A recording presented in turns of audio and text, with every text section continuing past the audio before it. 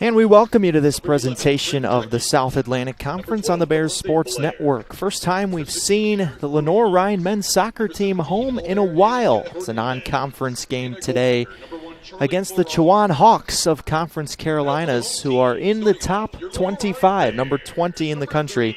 A big game today here on a gorgeous fall afternoon for soccer here in Hickory. Eric Bach and Jacob Parkinson, so happy you're along with us. Jake, it's been a while since we've been able to be together to watch LR men's soccer. Bears coming off a couple of disappointing outings on the road, tied with Tusculum, who is winless in SAC play, and then a loss to Newberry on Saturday. So no better time than the present against a top 20 team in the nation to get back on track. The Bears are coached by Jack Winter, Josh Alderson, Diego Thielen, and Carlos Rubio. Ladies and gentlemen, please rise and remove your hats for the playing of our national anthem.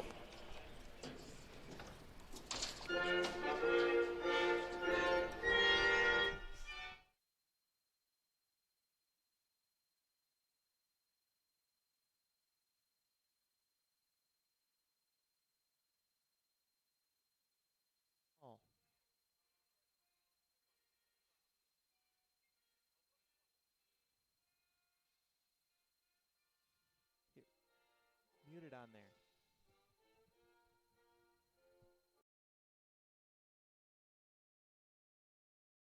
Is that better?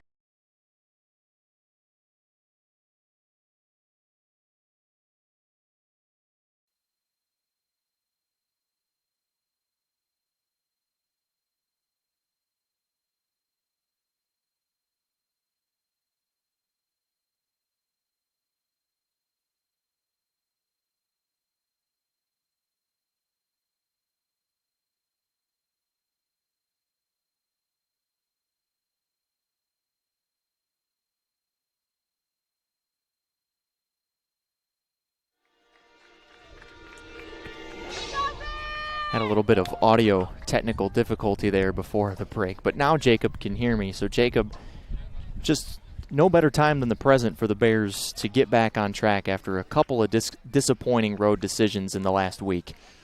Yeah, exactly, and they've had quite a few away games recently.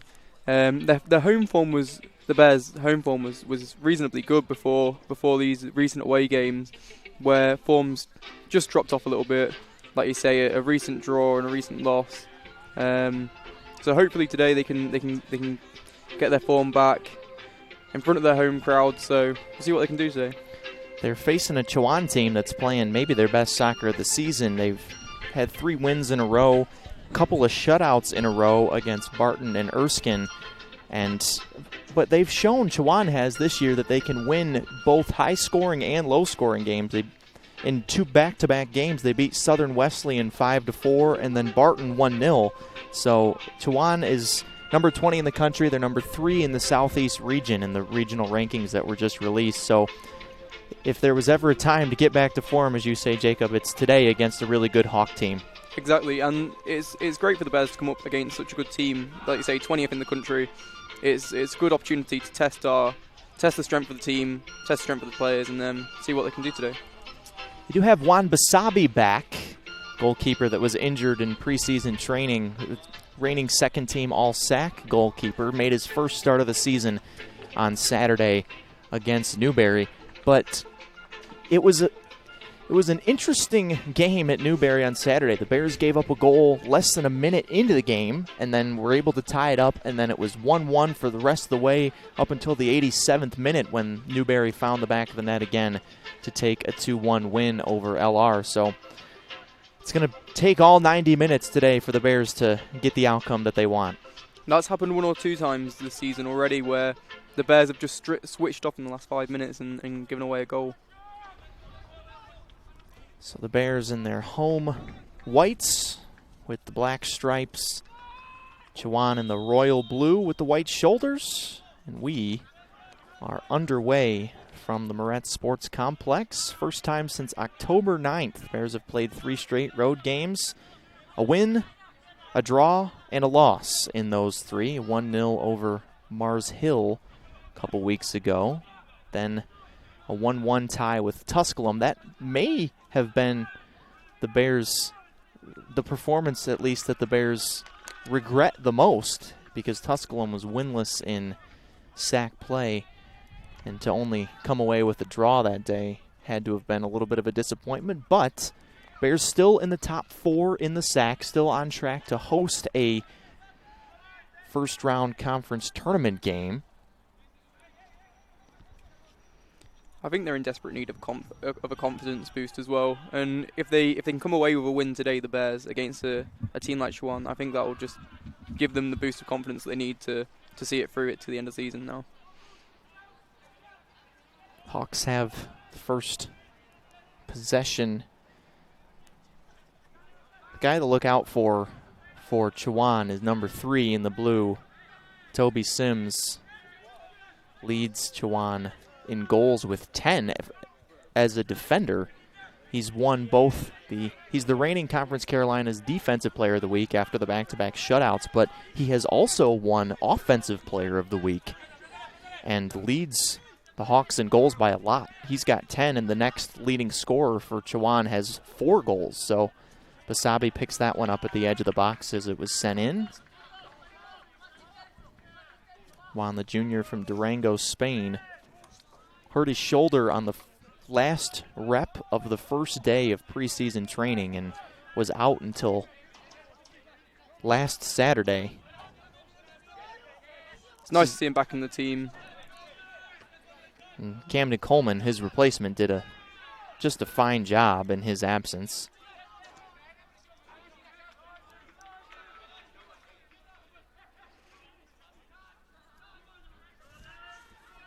So out there, Hernandez fighting with a couple of Bears out there, and he commits the foul as Victor Cascon's jersey got grabbed from behind.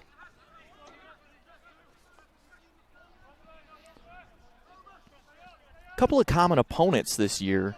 Chowan's 10-2-1. One of their losses was in the season opener to Coker, one of the Bears' sack foes that LR took down as Charlie Farrar, the keeper for Chowan, picks that one up in his first action. He's got 6 shutouts on the year, including the last 2. Farrar, freshman from Wakefield, England, your countryman. Yep. And there's a lot of international players in this game today. I know that Chowan have a lot of international athletes playing for them today. As do the Bears, of course.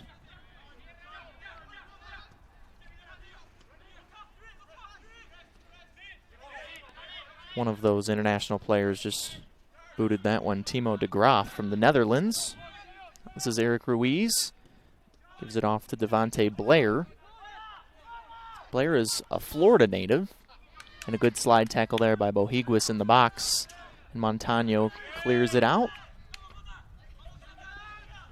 Those are 2 guys, Montano and Bohiguis, both newcomers this year to LR, that have really had to make a big impact.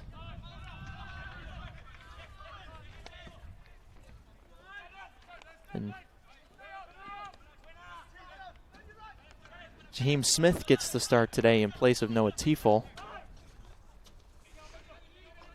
Last time I saw Jaheim Smith play, scored a goal. He looked really good in that game, yeah, actually. It was in Catawba, against Catawba here. That was back on October 6th. That was his first career goal. You could see how much it meant to him as well. Back when he was playing meaningful minutes early in the season when Tiefel was hurt, he really did well. Smith, an American from Miami, Florida. The good thing about Smith is he makes a lot of runs off of the ball, and he makes himself available for the wingers to pass the ball into him. He's never static.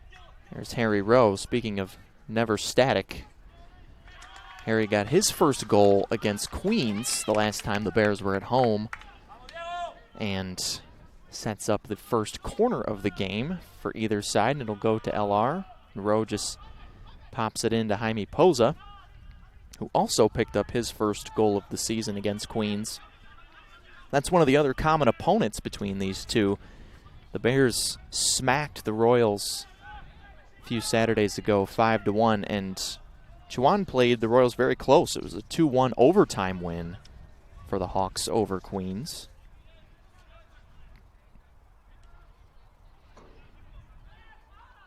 Both the leagues that LR and Chowan play in, the SAC and Conference Carolinas, are very, very strong. Chowan only has one league loss. That was to Mount Olive back on September 15th, and they are in second. Francis Marion is 8-0-1, so they're atop Conference Carolinas. I think the main focus today for the Bears will just be keeping that discipline all the way until the 90th minute, until the whistle's gone. They can't let their concentration drop. We've seen it a few times already this season. Like I said, conceding late goals. They want to get in front early and maintain it and not let their heads go in the 85th minute onwards.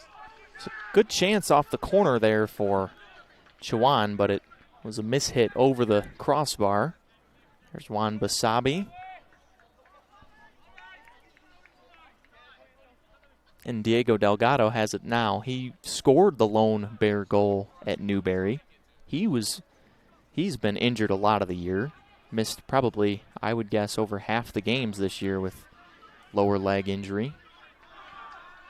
Smith wins that ball from Toby Sims.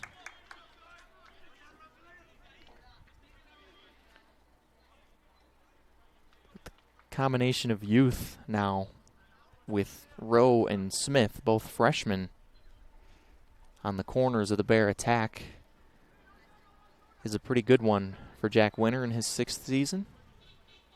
It's good to see Rowe playing. He was in a boot, a recovery boot for about a week or so, with I think it was an ankle injury. I think it was something to do with his nerves in his ankle, so it's good that he's able to play. Second corner of the game. Rowe took the first one. Jaime Poza will take the second. Last time the Bears didn't send it into net. They won't again, but they leave it for Cascone, who hits the crossbar. Just a little, not quite enough touch for Victor, but it'll stay with LR. He had so much space there and almost went top shelf on Chowan. Chowan very lucky there. He had a lot of time, Cascone, to open up his body and pick out the shot. Nice little clank as you look at the Spangler replay right there. Ollie Gardner, who scored the game winner in his only goal this season at Mars Hill, that road win a couple weeks ago.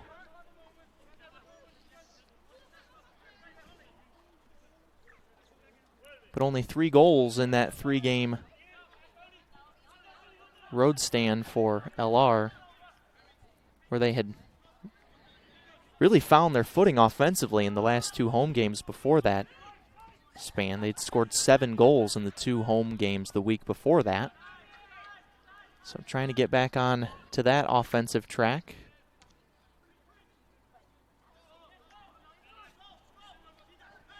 And Sims sends it back for Farrar.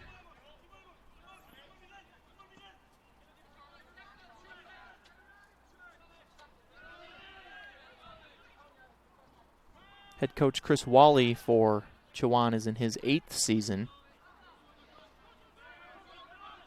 Hawks last year fell to Barton in the, I say last year, last season, it was in the spring, fell to Barton in the Conference Carolinas semifinal.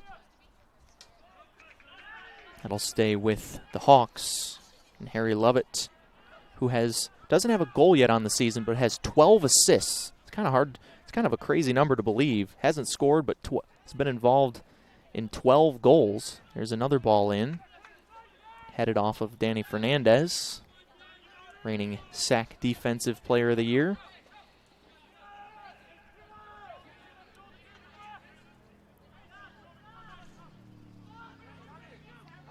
A little bit too far for Smith. Sims boots it out of bounds for the Bear throw-in.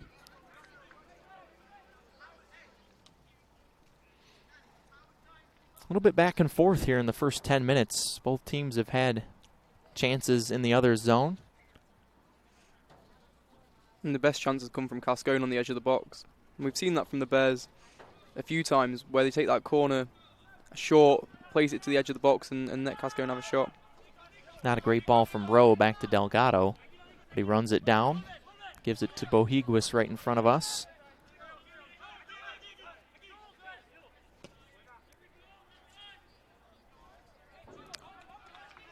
Put back to Chowan.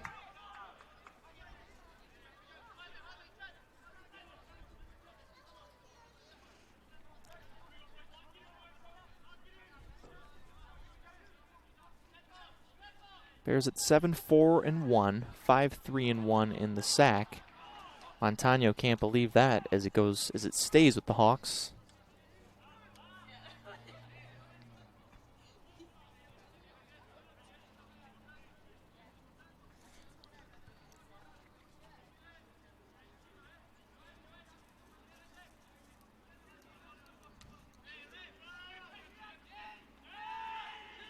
This is Toby Sims.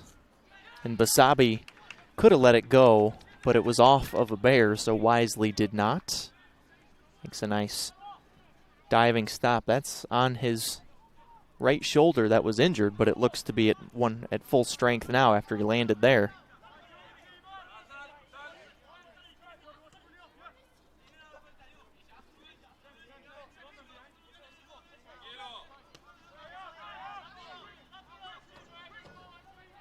Just happy to play it around the back and draw the pressure. Make their way slowly to the other end of the pitch. There's a whistle and a foul on London Williams. Scored a goal against Erskine in their last timeout. It was a 3-0 win for Chowan, and all 3 goals came in the first half of that game. So the Hawks jumped all over Erskine early and then held them out of the goal in full time. Posa will send this one towards net. Fernandez right there, but Farrar picks it up. Danny Fernandez still in search of his first goal of this season as the center back. He's a pretty defensive-minded player, but they'll send him to the net in situations like that, especially in those set pieces.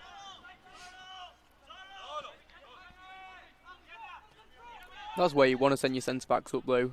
Ollie Gardner got a goal from it the other week, like you said. Often the biggest, strongest guys on the pitch. Gardner and Fernandez both have the body of a traditional center back. This one's sent back to Farrar. But a win there for the Bears as Jaheim Smith keeps putting the pressure on.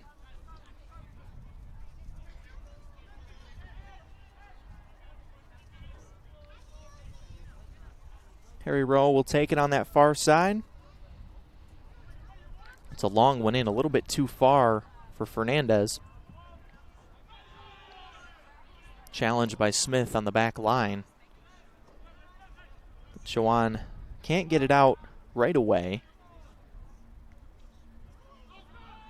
They will control it.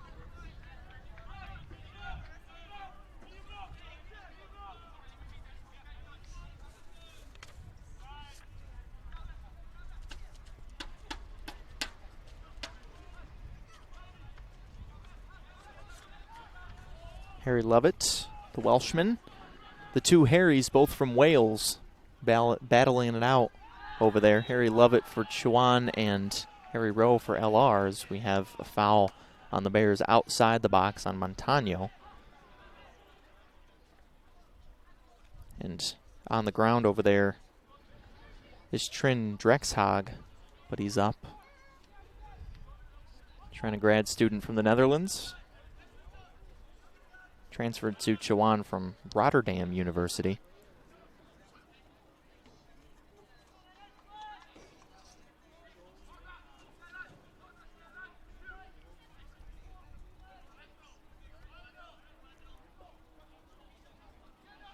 "15 minutes gone here.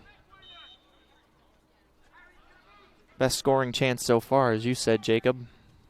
Crossbar clank for Victor Cascone.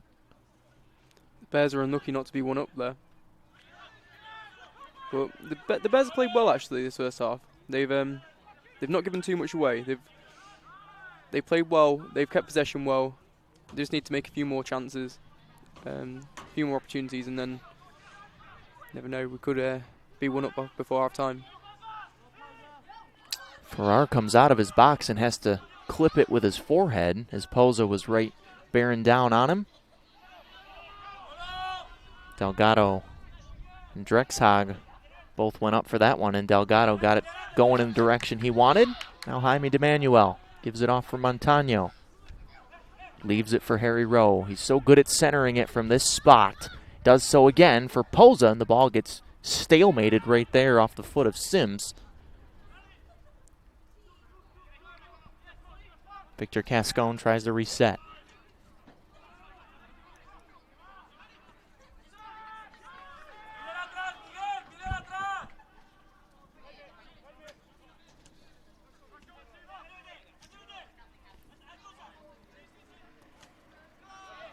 That one is off of Drexhag. Off of his back, and Bohigos will take it right in front.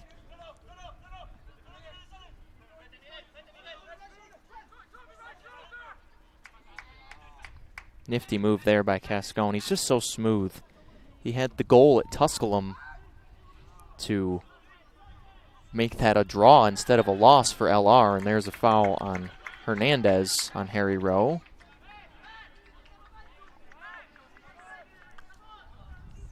Can't ask for a better day, especially in late October.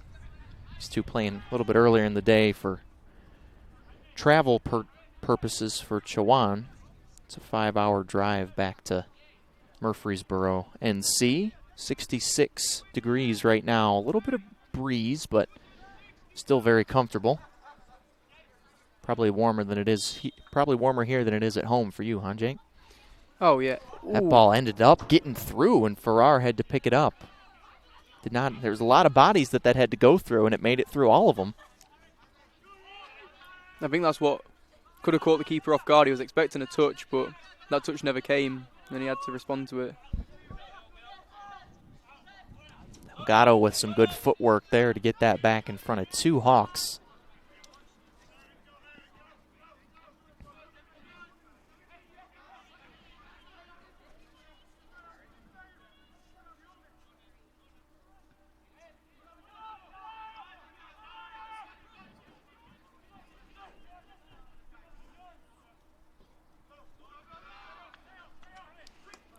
Bohiguez wants it on the right-hand side. He's got it. See if he can do something with it. Pass was a foot too wide for Jaime DeManuel.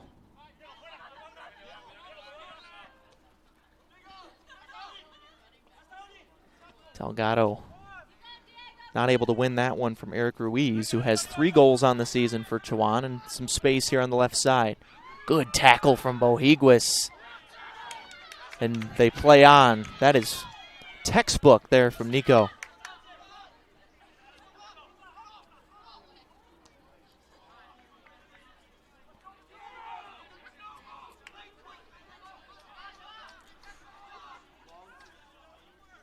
Swiped from behind that time by James Randall, who is second on the team in goals for Chowan with 4. Randall, another grad student from London. A lot of Spaniards on the Bear team and a lot of Englishmen on Chowan. Yeah, I think there's, 3 Englishmen on Chowan? Yep, and a Welshman. Sam Hall comes in. He's another Englishman. Leicester. Hall's got 2 goals and an assist. Also had the game winner against Barton. That was a 1-0 game 2 games ago for Chowan.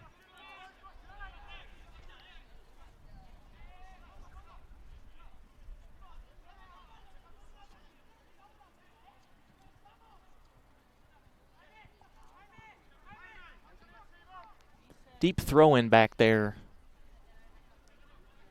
for Harry Rowe. And Fernandez just shoots it ahead. The speedster, Jaheim Smith, a little bit too far out of his reach as Sims had about a 20-foot head start. but you saw the speed of Smith there just close the gap, and Fernandez whistled for the foul as he and Drexhog both went for the header there. Didn't have much time. Smith wasn't far behind him. He's got a lot of pace.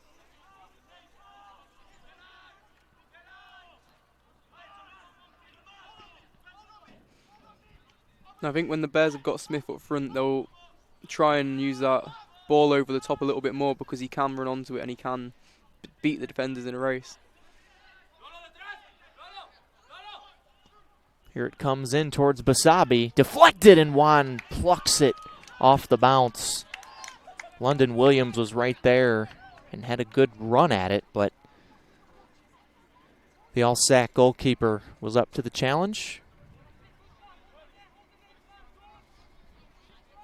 But a really nicely executed set piece there for Chowan.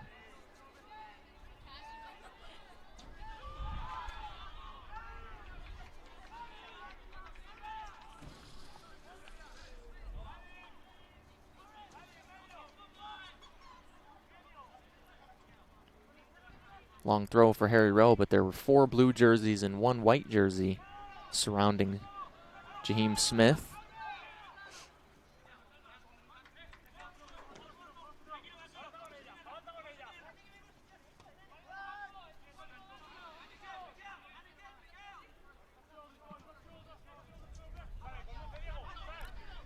Sometimes I wonder if it is a little bit difficult, as I mentioned, so many natives of Spain out there for the Bears, as Cascone has some room. Victor gets into the box, leaves it back for DeManuel. Now Bohiguis' pass, maybe one too many there, as it got deflected.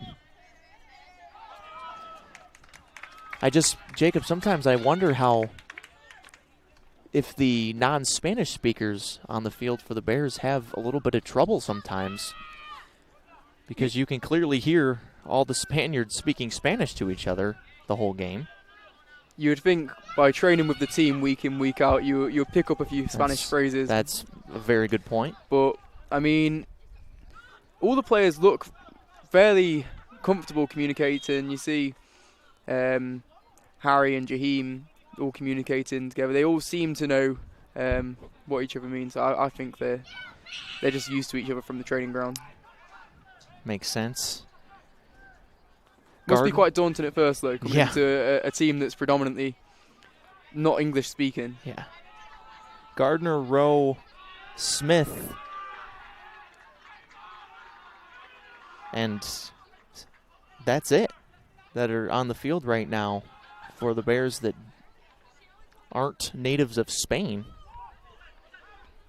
Poza, Cascone, Montano, DeManuel, Bohiguis, Delgado, Basabi, Fernandez, all from Spain.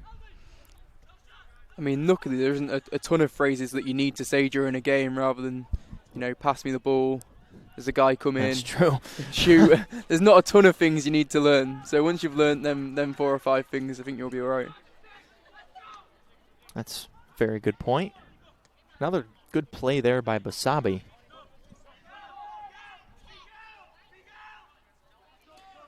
Again today, though, the majority of the Bears play has come down that left-hand side. Playing through Harry Rowe, who is left-footed as well. So yep. The centering passes are easier for him from that side. We'll see him flip-flop when, after halftime, Harry will be on this near side. It's a turnover. Bohiguis creates it. Smith leaves it for Poza. Gives it over to Cascone. Victor thought about looking left for Harry Rowe. Williams deflected his pass, but it stays with LR.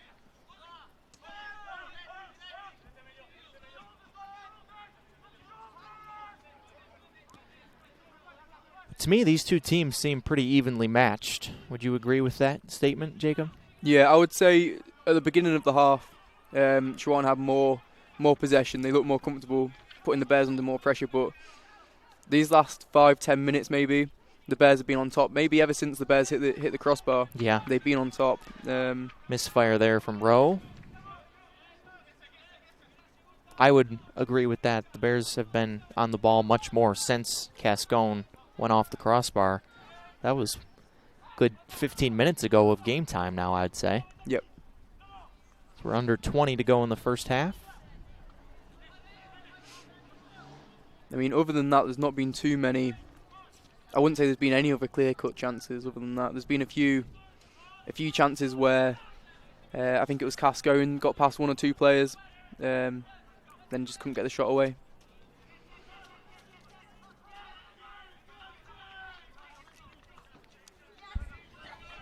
Benny Genizer getting ready to come in. He's a spark for LR as Montano gets whistled for the foul there on Sam Hall.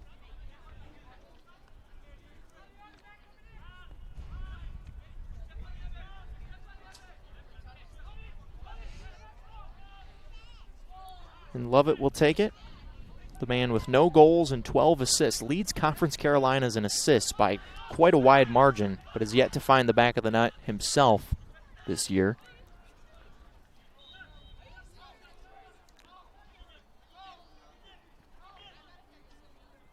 So there's lots of bodies right at the edge of the 18, and here it comes in.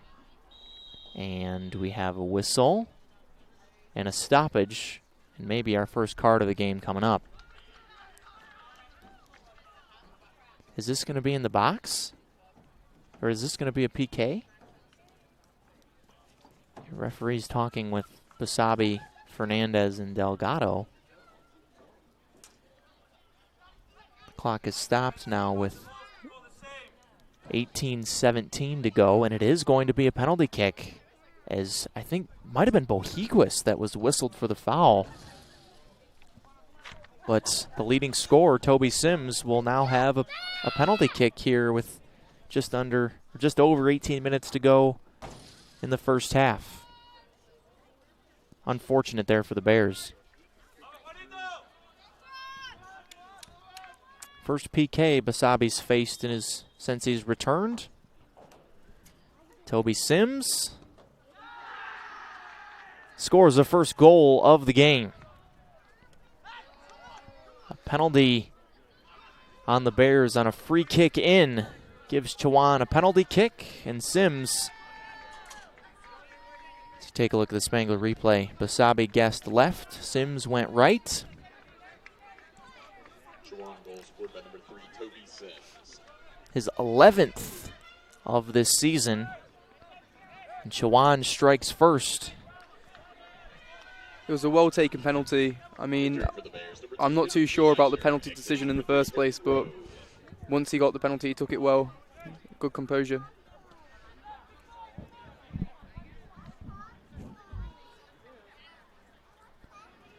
So for the third game in a row, the opponent has scored first against LR.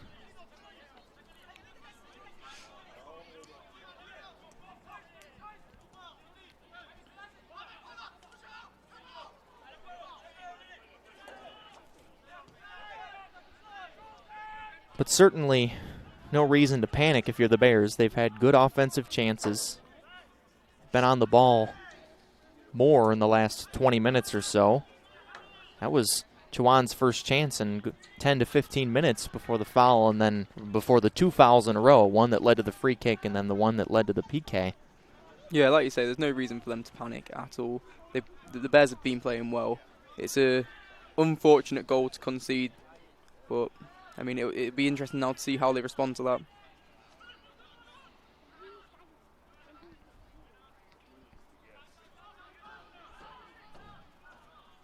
Offside that time was James Randall.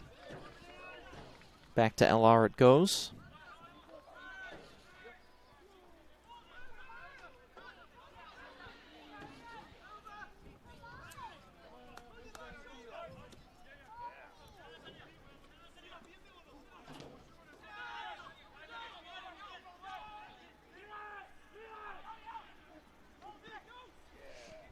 Bohiguis finds some room and he's onside. Touch was a little bit too far in front of him, but a corner coming for the Bears. What a ball, though, to Bohiguis. Yes. I believe it was Delgado that gave it to him. And now Jaime Poza will take it. Hadn't seen him take many corners before today, but here he is. And here it comes. Deflected and into the hands of Farrar off a hop.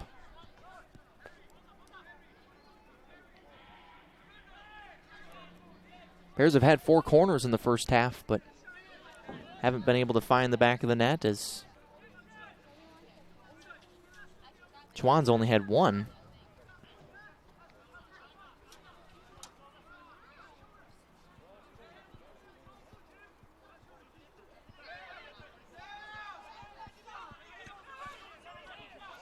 Chowan do set up well outside of possession. When they don't have the ball, they do set up well. They've got a good defensive structure, making it hard for the Bears to sort of make any real headway in the opposition half. Benny Genizer came in for Harry Rowe. This one's centered up, but intercepted by DeGraff. The ball over Delgado's head, onto the foot of Fernandez.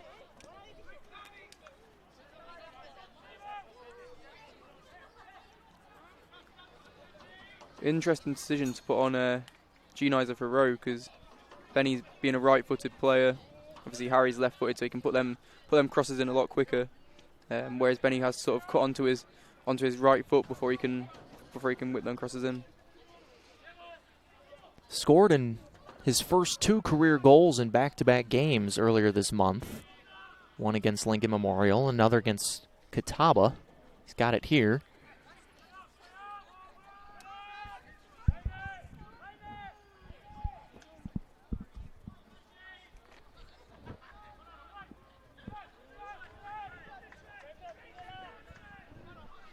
Fernandez runs this one down.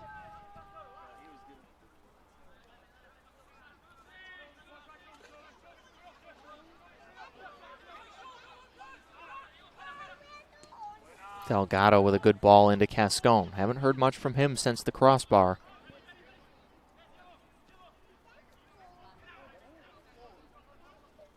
Genizer into the box. A little bit too far, and a goal kick for Chowan coming up.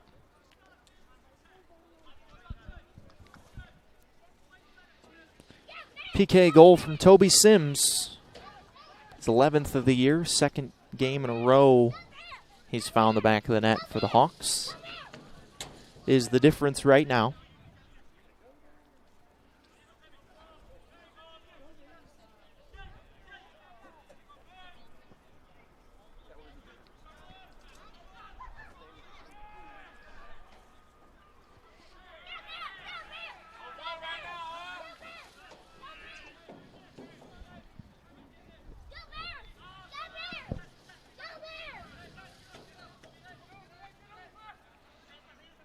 This is Devontae Blair.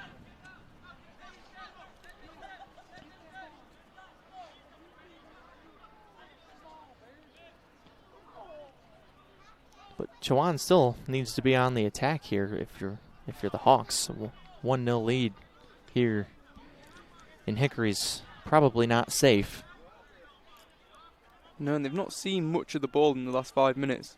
I mean, other than just that little spell of play there, that's probably the first time they've had any real possession for a while now. They've just been on the defensive since they've scored that goal.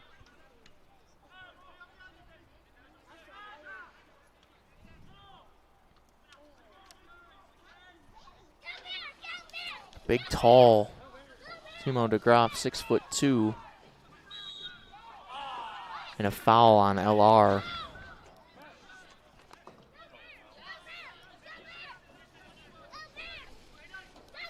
So this is how Chowan got their first goal. It was a penalty on a free kick.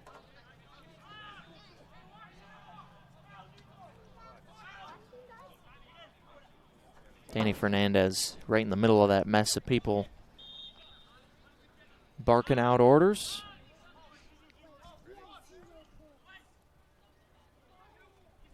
Ball is knocked around and ends up with Genizer on the outside with a little bit of room. Good centering pass there for Poza. Back to Montano. Now ahead to Bohiguis. Bears looking to counterattack here. Bohiguis pushed to the corner by Hernandez. Has to give it back. Long touch there from Poza, but he keeps it.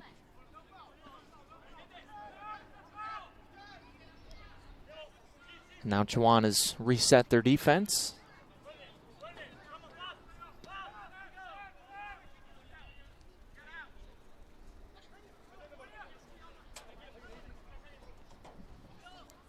Just under 11 to go in this first half.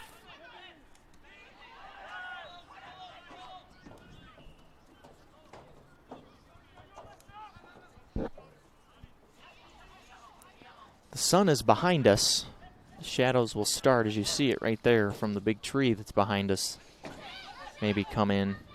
This one poked in for Cascone right in front of the goal, and this will end up being a corner for the Bears. There have been several clean balls into the goalkeeper's box that Bears just haven't been able to bury. Just wonder if, I think it was D'Emanuel that put the ball in. Wonder if he should have shot there. He had a pretty open path to the goal, and don't know. I think maybe the shot would have been the better opportunity there. Poza in. Went off the head of a Hawk. And Smith fouls James Randall there, so the Hawks will get it back. Referee saying to be careful there for Jaheim Smith, and he's like, I'm good.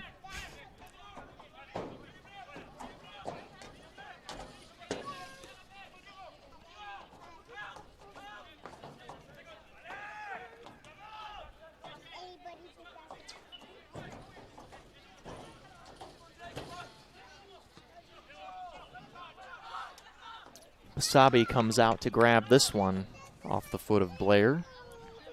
9 minutes even to go before the intermission.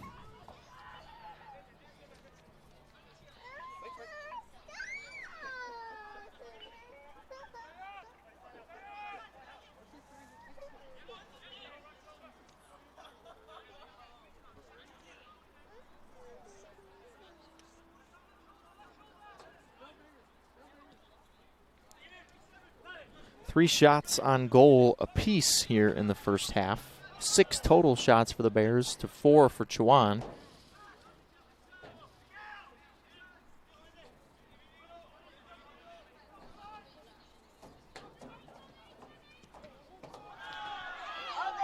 Looked like maybe a handball there, but no call. Bears certainly thought it was.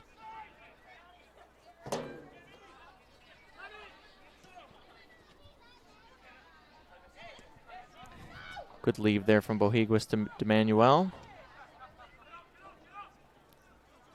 Bohiguis fires this one in, and Farrar catches the floater.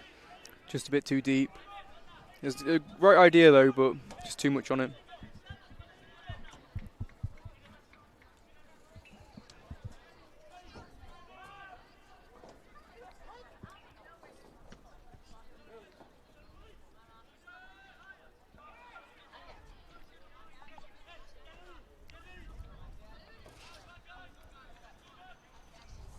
Another decent chance here for Chowan.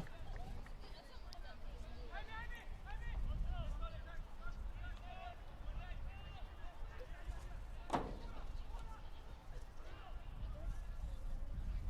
it'll end up being a goal kick. There was good defense there by Genizer and Montano to surround James Randall there in that far corner.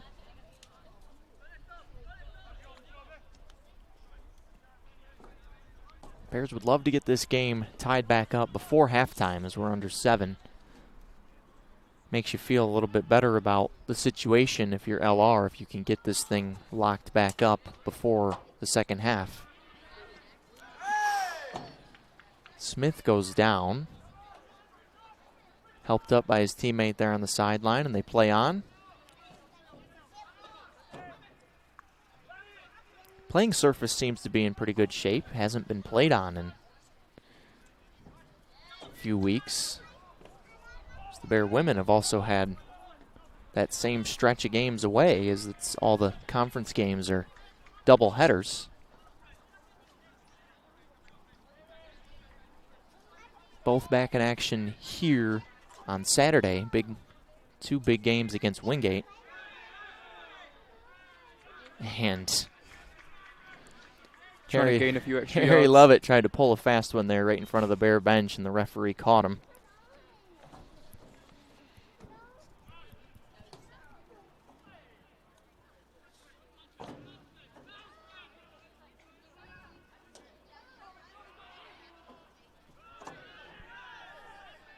Nicely done there by Randall, and we might have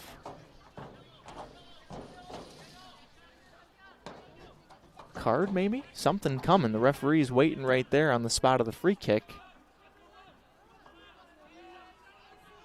No card.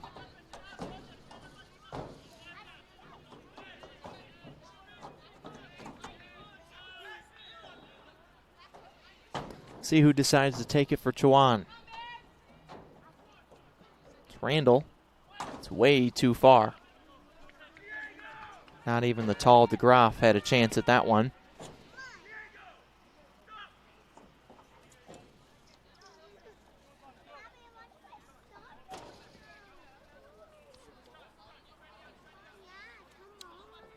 What a big win this would be for the Bears if they're able to come back. As it goes back to Chowan, as anytime you get a chance to play against a team that's ahead of you in the region, it's one you got to make the most of, that's for sure.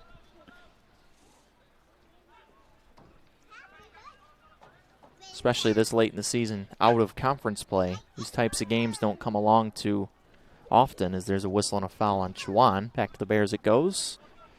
4:05 to go before halftime. The Bears will want to prove themselves today. And I think come away with a win, get that confidence boost, see out the rest of the season. But today, it's the next goal will be the important one. If the Bears score next, then obviously it's 1-1. Got a game on, but if they concede, then you're 2-0 down. It's quite a long way back from there. Especially against a team that's defensively as strong as Chowan. 6 shutouts this year, including 2 in a row. Exactly. Well, you just look at their centre backs; they look big. They look strong. They're a tough team to get into their box. Sims is 6 foot. I mentioned DeGraff is 6'2", even though from where we sit up here, he looks taller than 6'2". Big number 4 there at the center back. And the goalkeeper, Farrar, is listed at 6'4". So a lot of size. Not much is going to go over his head, as Drexhog has whistled for the foul there, and down on the ground is a Bear.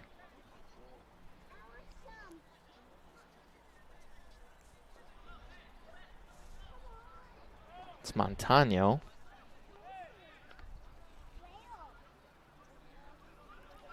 Seems to be okay. The clock continues to run, just over 2.5 before halftime. Probably one more run left for the Bears before the intermission. It's not been an awful first half for the Bears. They had that shot from Cascone early on. They hit the crossbar. And then the only reason they're 1-0 down is because of that penalty decision, which I don't know. I'm not too sure about myself, but Geniser's shot, I think. I think he was trying to shoot it. Got deflected. Good touch by Delgado to keep it on his foot. Now Bohiguis deflected. Doesn't go out. And DeGraff boots it away, but still a chance.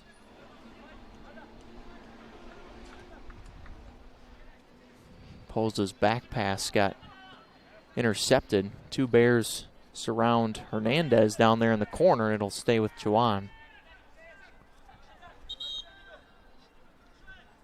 So we have a sub coming in.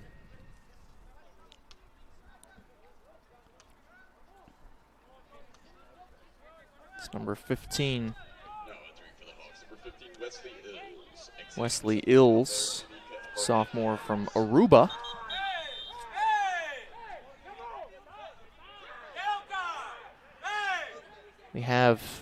I didn't see what happened there, Jacob. Did you? No.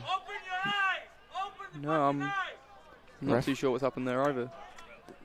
Both players are upset. I was watching the sub come in, so I didn't see the interaction at the near sideline here, as now Chowan will take the throw in from deep in their own zone. But it was something to do with Drexhog and... I assume there was some pushing and shoving going on.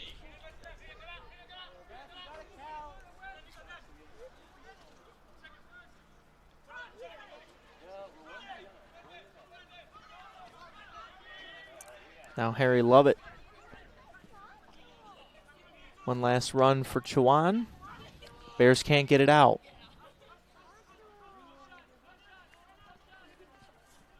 .32 seconds to go.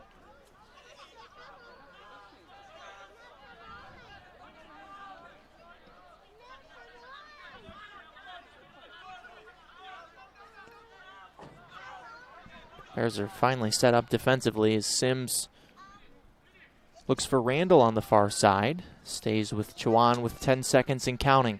10, 9, 8, 7, 6, 5, 4, 3. Here it comes in. Ball's up in the air. Basabi grabs it as the horn sounds.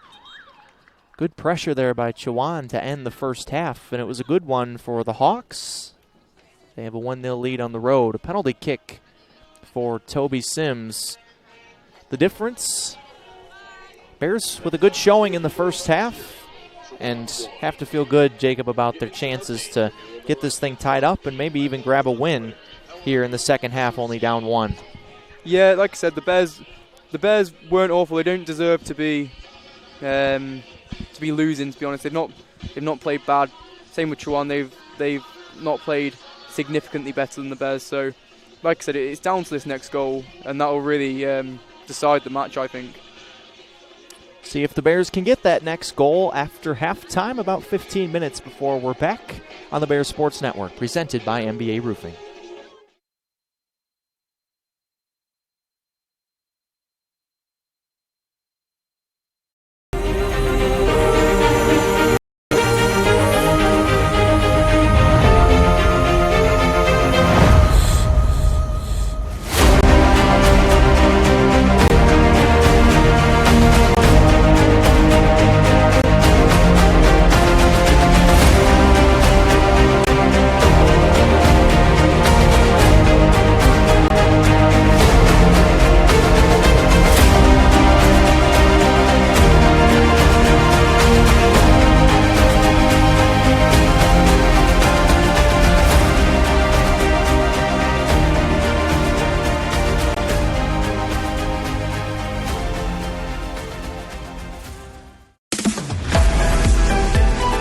This once-in-a-generation project will give student-athletes an advantage and position Lenoir-Rhyne as a leader in academics and athletics.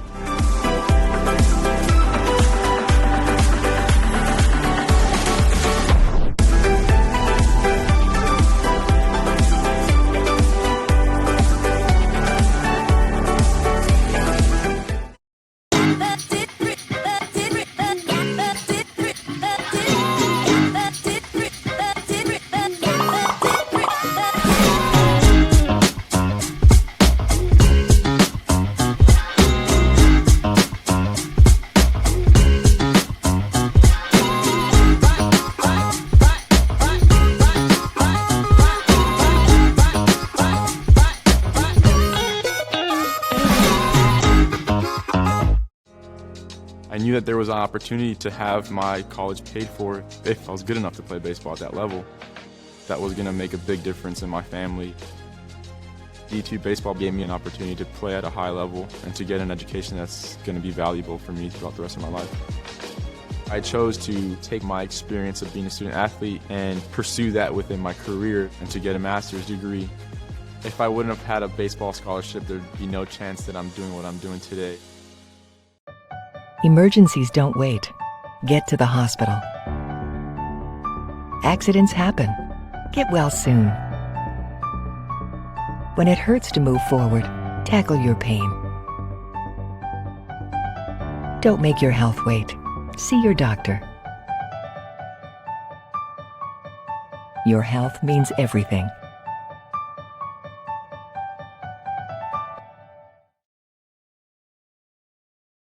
In NCAA Division II, community engagement is an initiative at all 25 national championships because student athletes want to give back while competing for a national title. Over the course of the year, Division II student athletes have an opportunity to leave a lasting impression in local communities throughout the country. Whether Division II student athletes are volunteering at hospitals, schools, after-school care programs, foster homes, or retirement villages, they make a difference in the lives of others. In Division II, we rise to the opportunity and make community engagement ours.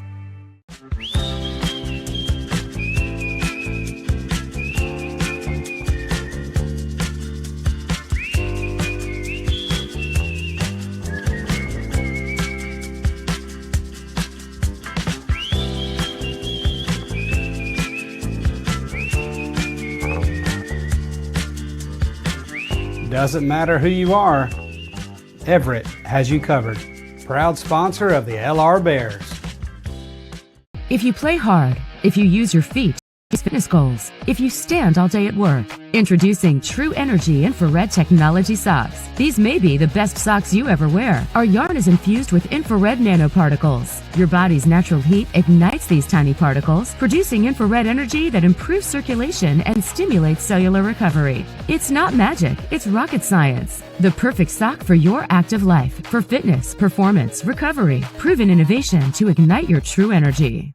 Being a champion takes more than talent, more than the perfect pass, more than using your head. Being a champion takes the spirit to always push harder, the ability to overcome any hurdle, and the fire to be the best. Welcome to Division II, where the pursuit is yours to create. And the question isn't, can you do it? It's, will you?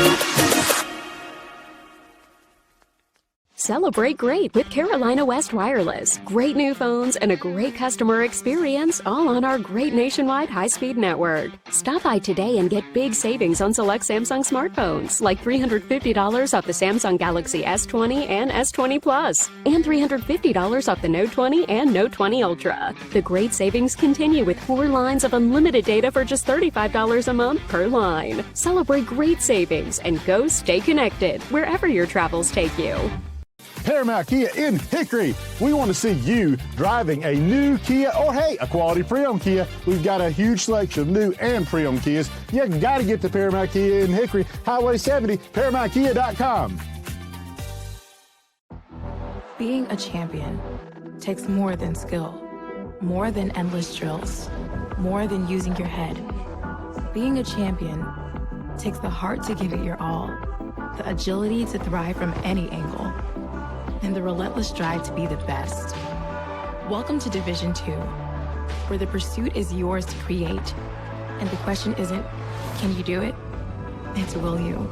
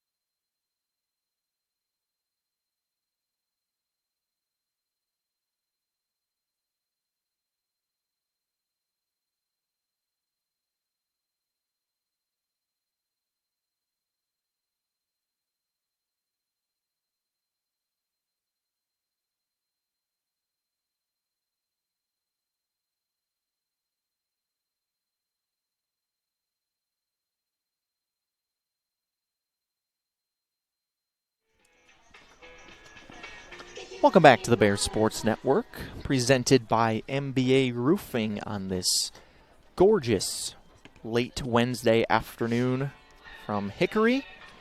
Chowan leads Lenoir-Rhyne 1-0 after a half. PK goal in the 27th minute from Toby Sims, the difference right now. But Jacob, it was a very evenly matched first half, at least in our opinion, and the Bears very much in this game with the 20th ranked team in the country, Chowan. Yeah, exactly, and that's not a bad.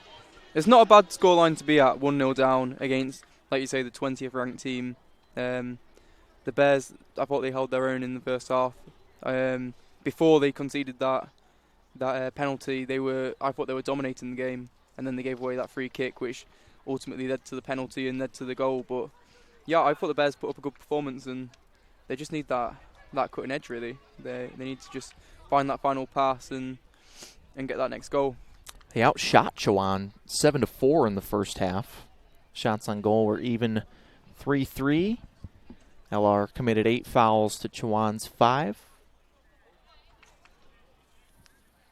Charlie Farrar stopped all 3 he faced on goal. We're ready to roll here in the second half. Harry Rowe back in the game for G-Nizer, by the way.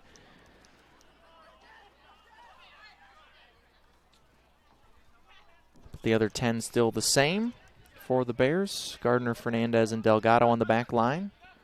Montano and Cascone at midfield. Poza, Emmanuel, Rowe, and Jaheim Smith with Juan Basabi in goal. Same lineup for Chowan that we saw at the end of the first half. Sam Hall, who didn't start the game but plays significant minutes for the Hawks. He's got the ball here as Montano grabs him, but there's no whistle, and the referee was waiting to see what became of it, and it turned into a turnover, so the whistle came, and Chowan will have another free kick. This was how they got their goal in the first half, a penalty off of a free kick in the box. The Bears have given away a lot of free kicks in their own third of the pitch, and it's ended up being dangerous for them. That's where the first goals come from. Almost this exact scenario on the other side. As Lovett took that kick as well. And he'll take this one. Junior from Wales, from Wrexham, Wales. And here it comes in. Off the head. Basabi fights with it, and it ends up a goal kick for the Bears. It was off the head of Chowan out of bounds, but that was another good chance off a set piece there for the Hawks. Wrexham, that's where Ryan Reynolds has bought a football club, along with, I can't remember, another movie star. Is that in the Premier League? No. I think they're just in the Welsh league. I don't actually know what league they're in, to be honest. But your team is Liverpool, right? My team's Liverpool, yeah. How are they doing? Yeah, they're playing at the minute actually against a lower league team, Preston. But I don't know the score. We should feel honored that Jacob is gracing us with his presence during a Liverpool match. I'll be sure to check up on the result after the.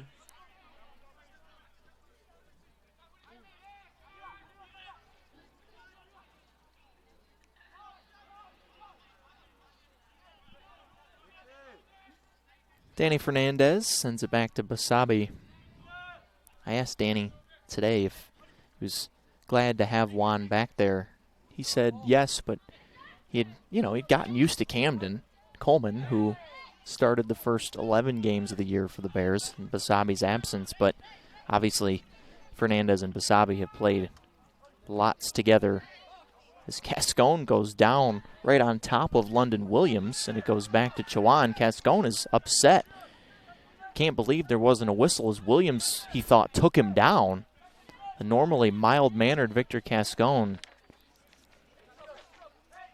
having words with both Chowan and the referee.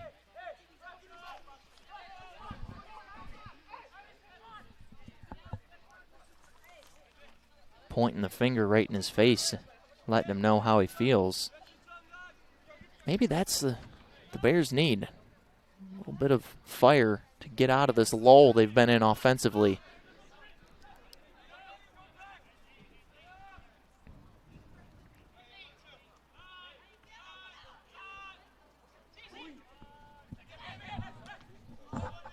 Off of Williams, but stays with LR. A quick one for Rowe. Smith bumped in the back. Not much there from Sims, but when somebody's going after the ball, it doesn't take much.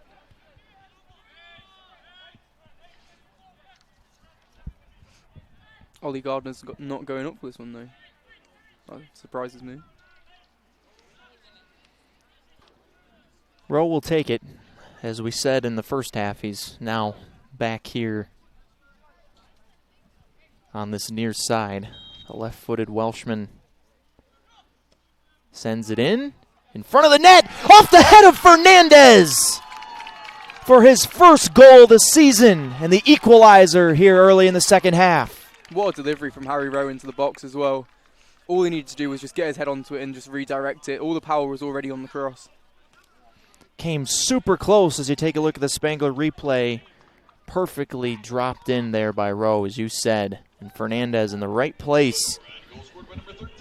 Came very close to picking up a similar goal in the first half and just narrowly missed it, but finds the net. And Chowan gives up their first goal in the last 3 games. We are all tied up at 1 here less than 5 minutes into the second half. Such a nice glancing header as well. Like I said, all he had to do was just change the direction of the ball. No power needed on it. Well over 1,000 minutes logged this year for Danny Fernandez, and he finally finds the back of the net for the first time.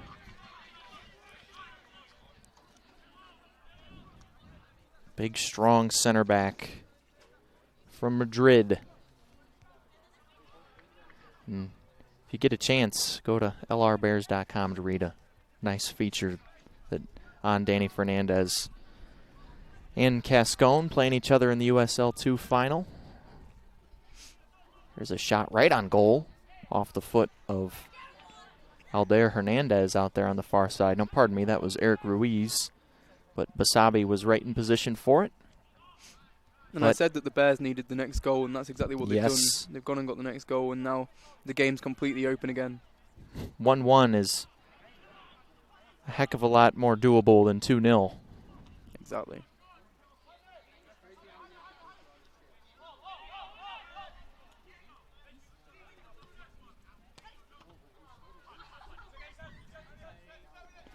Rowe tried to get fancy with it there, and Harry Lovett said, "No, sir."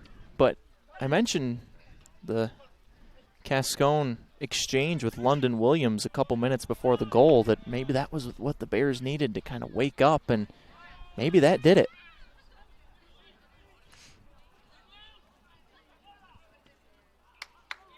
Corner coming up. The Bears' 5th of this game. They had more corners in the first half at a 4-1 rate. And now Jaime Poza will take it.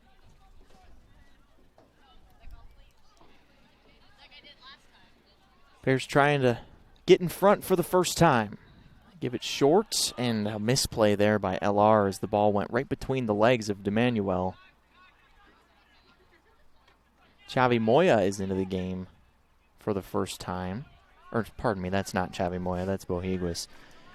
15-5. These jerseys, they're hard to see. I just had to check over my left shoulder because last time I know checked, Xavi was sat behind me. That's what I thought too. I'm like, oh, did Xavi go change? He's ready for the second half. And he and Bohiguis have kind of the same profile too, from far away. 5 on the jersey versus 15. I'm going to give myself the benefit of the doubt there. I'm just going to declare that for myself. I'll let you off. Thank you.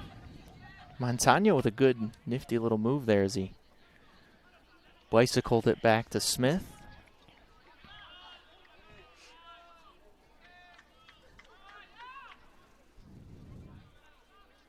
And you were saying earlier about Coleman coming in for Basabe earlier this season. I would say Coleman had such a good series of games while he was in. He did. But the main difference, I think, with Basabe that I've seen today is his distribution with the ball. And he comes out of his box quite often and he asks for the ball from the defenders. He's not... he's comfortable. He's comfortable on the ball. He's comfortable passing. Turnover in the defensive zone for Chowan. And Rose shot. I think that was a shot instead of a pass. Goes off of the Hawks, and Cascone wisely lets it go. This one chipped in and over the crossbar. 6'4" Charlie Farrar had a perfect idea of where that was going. The goal kick coming for the Hawks, but I'm sure that Jack Winter is happy with the attacking mentality the Bears have had here in the first 9 minutes of the second half. You see him over there clapping his hands. He'll be happy with the way the Bears have started this half. They've dominated it so far. Like you say, it's only the first 9 minutes, so there's still a lot of the game to go. But if they carry on like this, then they're putting Chowan on the back foot, and hopefully can force another goal.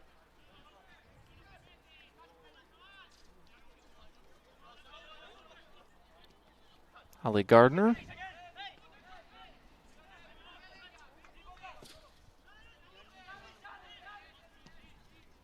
Jaime Poza, you heard him calling for it from Fernandez, but the pass didn't quite get through the last line of defense. And now Basabe upset with Gardner that he didn't let it go and let Juan pick it up. That was a mistake there from Gardner, I think. Yeah, you're right. You could hear Basabe calling for it, but Ollie just wanted to play it safe, I think, and make sure that the danger was definitely gone. Wasn't a Hawk too terribly close to it.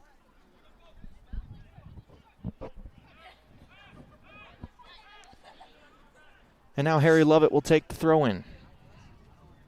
High looping ball that couldn't be found, and out of danger there for a moment as Sam Hall looked up. He looked like an outfielder in baseball that was staring into the sun.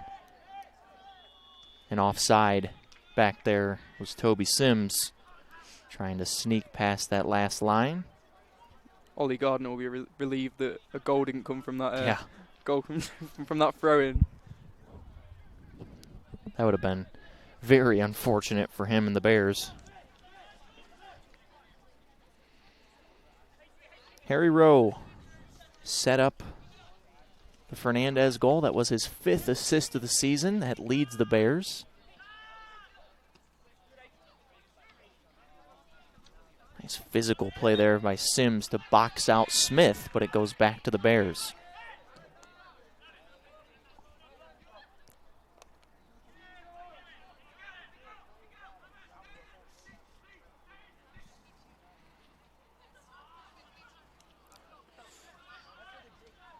Montano gives it off for Poza, who ends up back with it.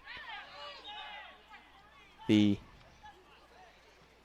referee, I think Montano ran into the referee there and lost it, or wasn't able to get enough on the pass because he did run into the referee. So I think it's going to be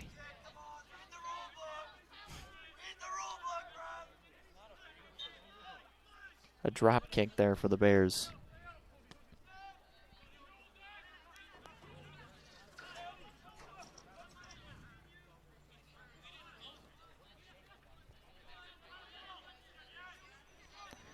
Delgado tries to stick his leg in there but can't do it. Now Ruiz.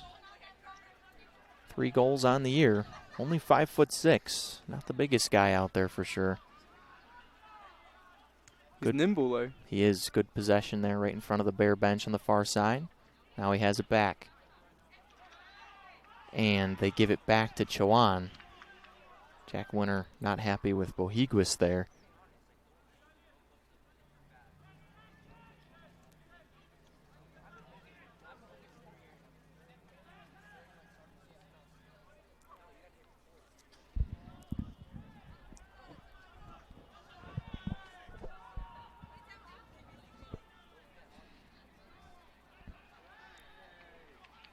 And now finally a foul on Ruiz as he and Bohiguis were out there battling.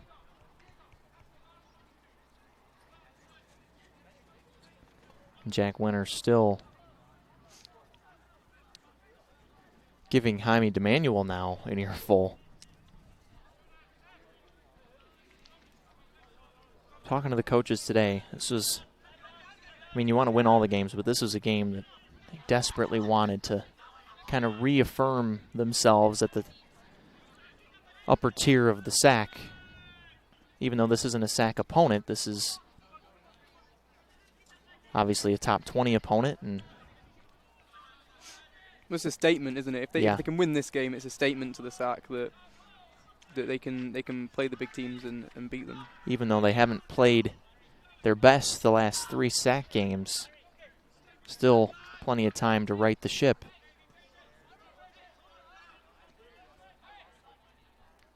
Wingate coming in on Saturday, and then Carson Newman coming in a week from today, Wednesday, November 3rd, doubleheader. That'll be senior night for the Bears. Women's soccer senior night is Saturday in the Wingate game.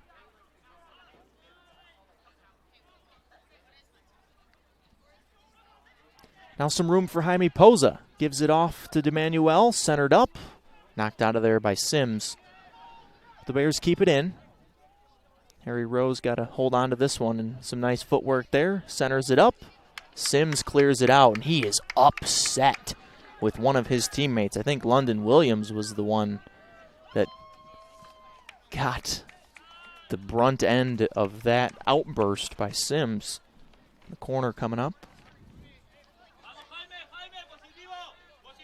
Poza drops it off for Rowe, who sends it in.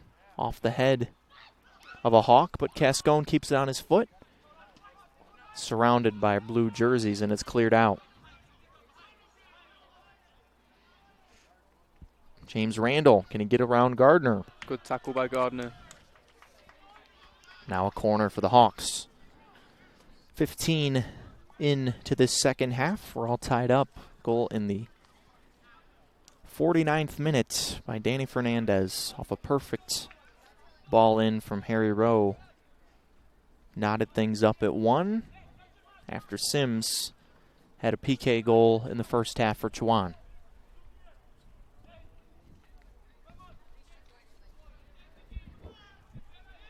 Lovett will take the corner.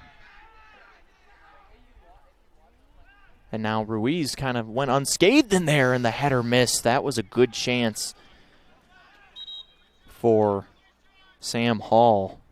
Scored the game winner against Barton a couple games ago. Nearly had the go-ahead goal there. The Bears defensively, I think, lost Eric Ruiz there near the net. Yeah, well, you could see Jack Winter screaming from the touchline. He was not happy with the marking on that corner kick. Ruiz, we mentioned, not the biggest guy. Maybe just kind of snuck near the post there. There was no Bear around him. Basabi was the only one, and he centered it up. Sam Hall just missed the post on the header. Now back to LR. Good little two-man game there with Rowe and Cascone. Now ahead to Jaheim Smith. He's been quiet today. Getting a chance to start.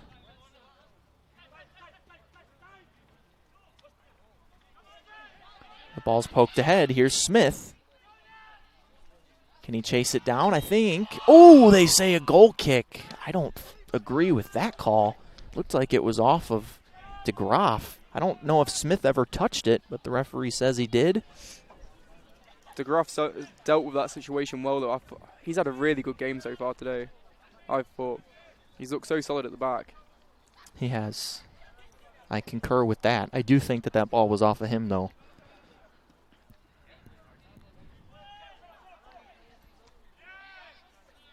Perfectly placed header by Montano. Back to Smith.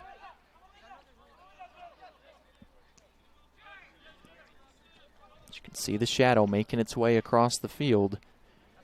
Bears not used to playing at this time. This is normally when they're practicing. It's the first non-weekend. It's the first weeknight afternoon game of the year for LR. Mostly it's either 5:30 or 7:30. It'll be 7:30 on Saturday night against Wingate. Bohiguas with a good ball into Poza. Some room. Poza's shot is right on goal. Oh, he was. No defender really around him. I don't know if Poza even saw him. Took the shot. That wasn't a terribly difficult save there for Farrar. But I agree, one more pass probably was the move there for the Bears. You could see the frustration with Rowe. Fifth shot on goal for LR. Now this one's on net, and ooh, just missing it there was Hernandez as the ball still stays in. But that was a pretty open net there for the Hawks, and they can't capitalize either. All he had to do was just get a leg on that. Yep, didn't get anything on it. Now a counterattack here for the Bears, but step too far on the pass there from Cascone to Poza.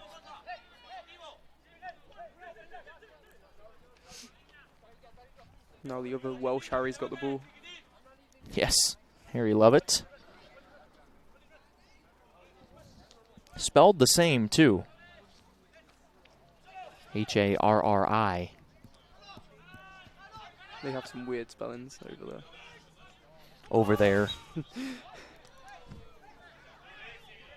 That's your part of the world, my friend. No, it's a different country. I know, but same region. Well, I suppose it's in the United Kingdom. Yeah, I was going to say, don't all of you kind of live under the same umbrella over there? England, Ireland, Scotland, and then England, Ireland, Scotland, Wales, yeah.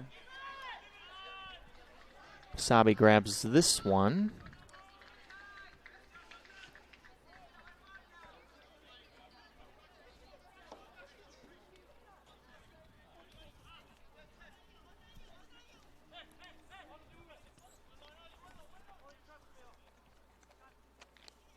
You can see the shadows there on the bottom half of the screen.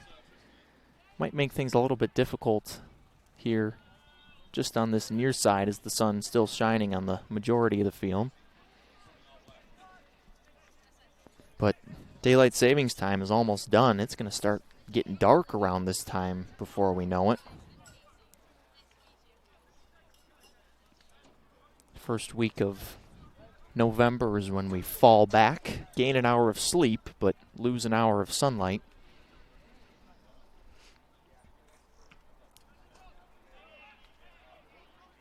Practice for me is getting darker and darker each morning now. Jacob, a member of the cross-country and track team here at LR, so yes. Good showing by you guys in the SAC championship meet, by the way. Forgot to congratulate you about that. Thank you. Yeah, we did it. We did okay. The women came third, so. Yeah. You yourself, top 30, right? Yeah, 30 exactly, actually. I'm 30 exactly. So, no, I had a good race. Still want to do better, but it was... For your first year, pretty good way to end it. Yeah, I'll take that. And now it's... well, now it's still regionals, but... Yeah, regionals coming up, so I'm looking forward to that. Year's not done quite yet. It's next weekend, right? Not this upcoming weekend, the following weekend. Yeah, that's right, yeah. Down in Spartanburg. Yep. And that'll be a 10K rather than 8K, so a bit longer. What's your race length of choice?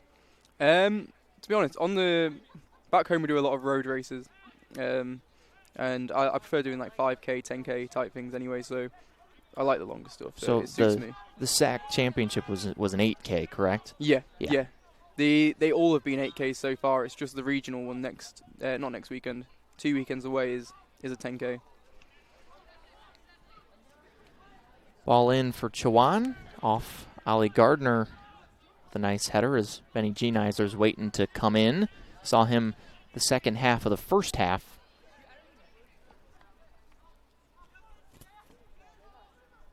Now he'll come in.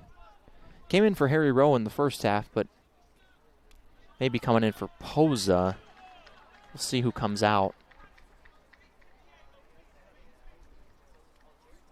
It's Bohiguas that comes off. So I was wrong both times.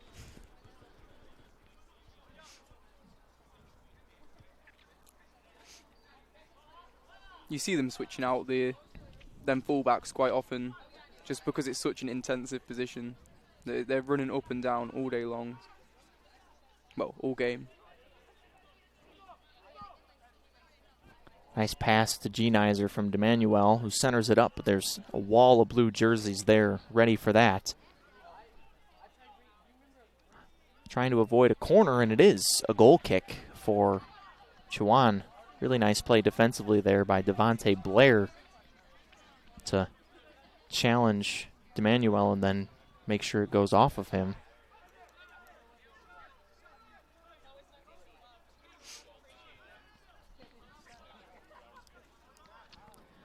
Charlie Farrar is not going to have his 7th shutout of the season after the Fernandez goal, but there's a tangle of bodies, and this is probably our first card coming up. It is a yellow on Delgado. Is he... And I think that's Ruiz. Nope, that's Hernandez down there. And that's another free kick that the Bears are giving away in their own half. They were lucky it wasn't in the 18. It was couple of yards from being a penalty kick for the second time in this game. I mean, I've lost count of the amount of free kicks now just outside of the box. It's got to be at least 5.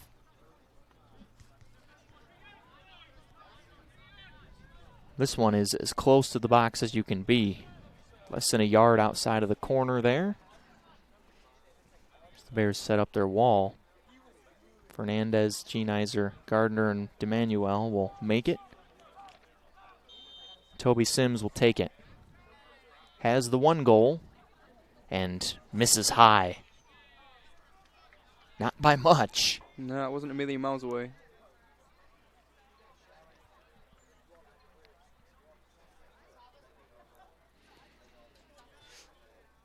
Maybe it's just a discipline thing at the back today for the Bears, but yeah, the amount of fouls that they're giving away is it's not ideal.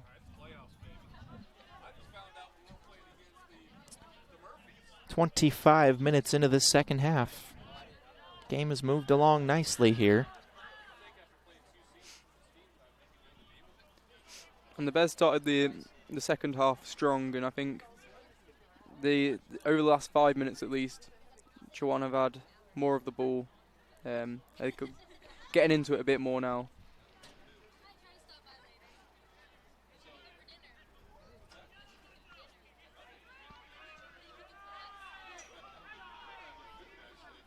Delgado skied that one a mile high, but it ends up back on the foot of Aldair Hernandez. He's from Winston-Salem, just down the road from us here in Hickory.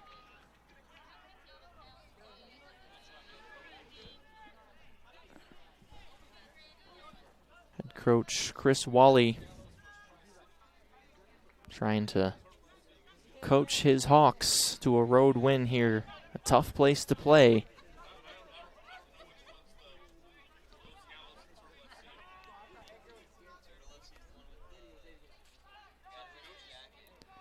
We have a foul on Dennis Bates that time. Another Welshman. Came to Chowan from Cayuga Community College. That's here stateside, obviously.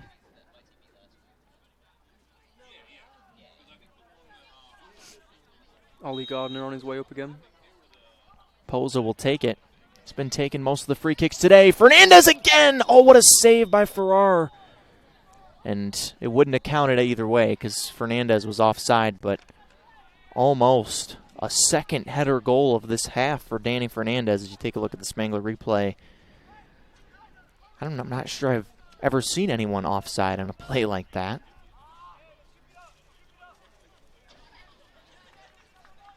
Very, very close, but Farrar with a good save either way.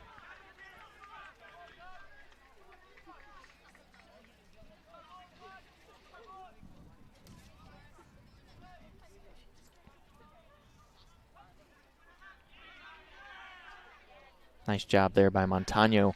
I've been really impressed with the control Montano has had with his headers today on those long balls into the Bear defensive zone.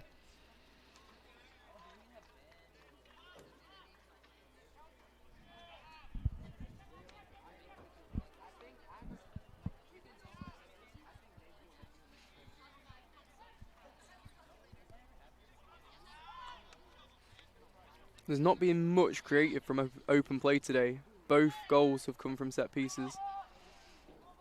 There's not been too many opportunities that have been sort of created. Two strong defenses, two big physical back lines. So I can't say I'm terribly surprised by that. No.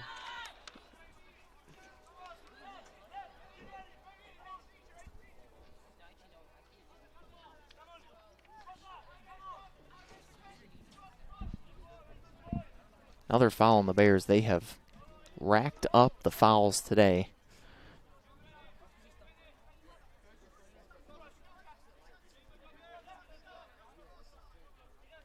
"13 fouls, still with just under 17 to go.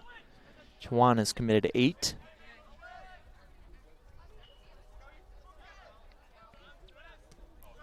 Win there by Montano outside the box. Now Cascone gets it ahead to DeManuel. Maybe a counter here for the Bears. Genizer chips it over to Rowe. And now Rowe gets it back from Cascone. Quick center. Maybe could have taken one more touch as Smith could have found a little opening there in the back. But still, the Bears have it in their offensive third. Rowe's going to look to use that long throw again. Spins it in. Went over the head of Fernandez, who's right there in the box. That's so effective, that long throw in. And Rowe places it basically perfectly every single time. It's almost as good as having a free kick. But it ends up a goal kick for Chowan. Now entering for the Hawks, number 16, Eric Ruiz. Exiting number 8, Sam Ruiz Hall. comes back in for Sam Hall, the 15.5-minute mark to go here in the second half of regular time.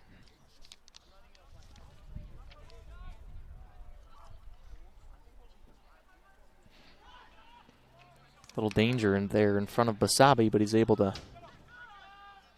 take care of it. Now another chance for Chowan.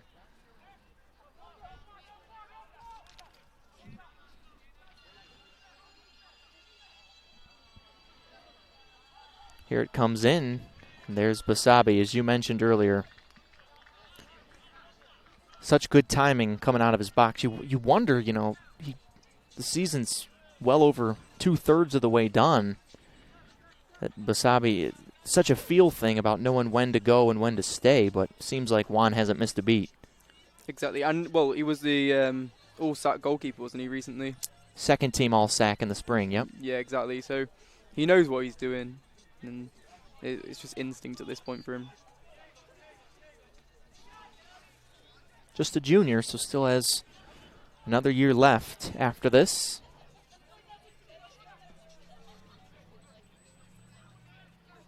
He'll be one of the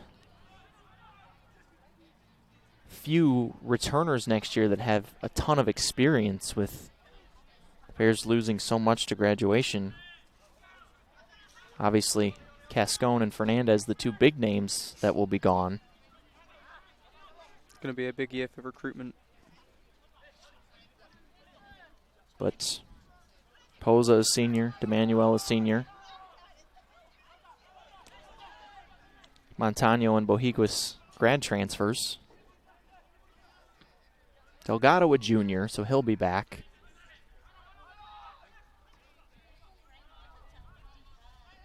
Obviously, Rowe and Smith just freshmen, so they have a long way to go.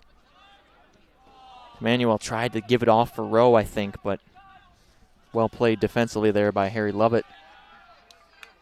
And Harry Rowe calling for it, and Cascone finds him. Can he stay onside? He can. The shot just a little high. I think Farrar might have had just a bit of a piece of that one, but I think it was going high either way. That was the right idea, though. Rowe was wide open again. I don't know how he wasn't closed down after the last time, but... Take a look at the Spangler replay. Perfect pass from Cascone over to Rowe.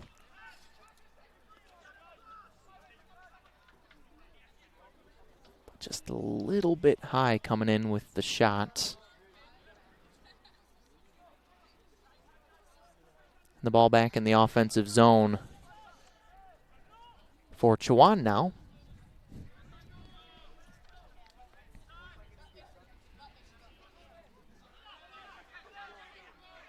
Now maybe a counter for the Bears.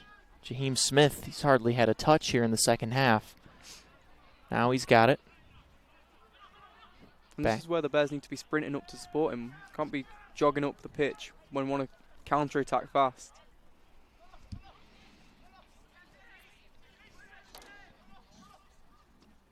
Perfect pass from Cascone. Maybe just a touch too far as Rowe couldn't get his footing underneath it.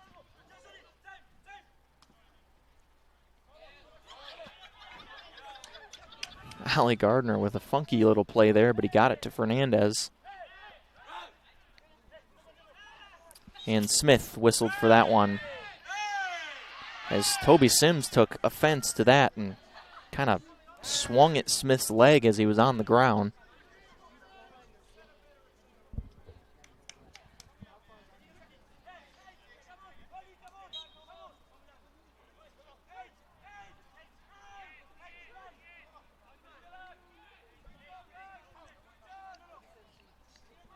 So the keeper, Farrar, will take the free kick.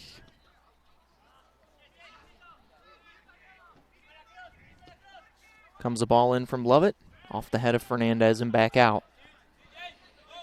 10:45 to go.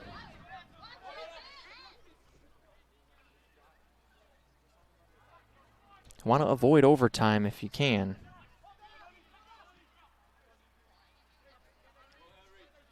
The big game with Wingate coming up. Going to need all the legs you can. That was a misfire there from Gardner to Cascone, and it'll go back to Chowan. The Shadows are making it tricky now on this near side.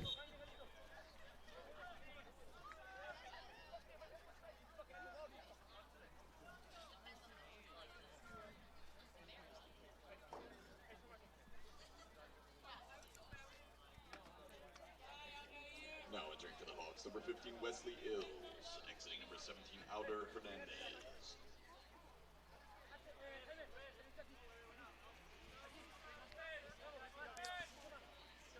So Hernandez goes off.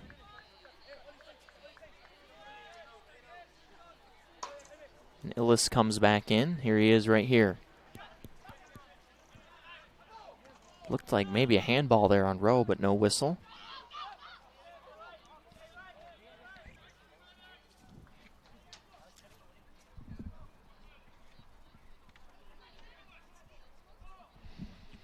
Pretty high-level game here on a Wednesday afternoon from Hickory.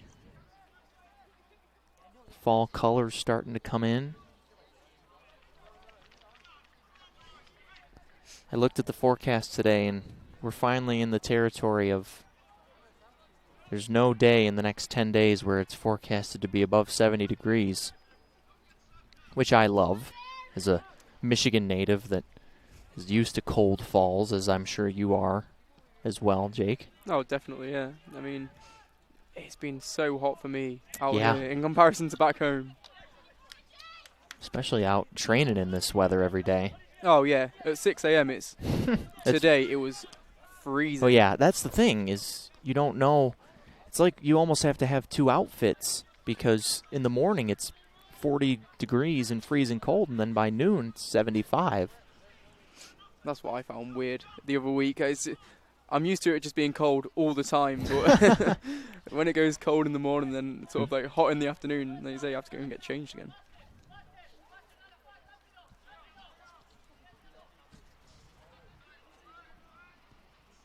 Eight minutes to go. Not a whole lot has happened for either side the past 10 or so minutes.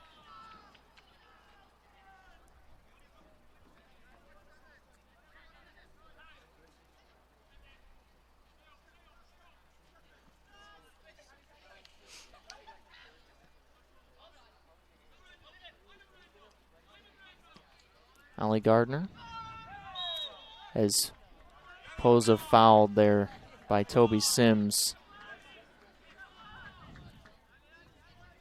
Word on the street is that there's a mic'd up video coming soon with Ollie Gardner.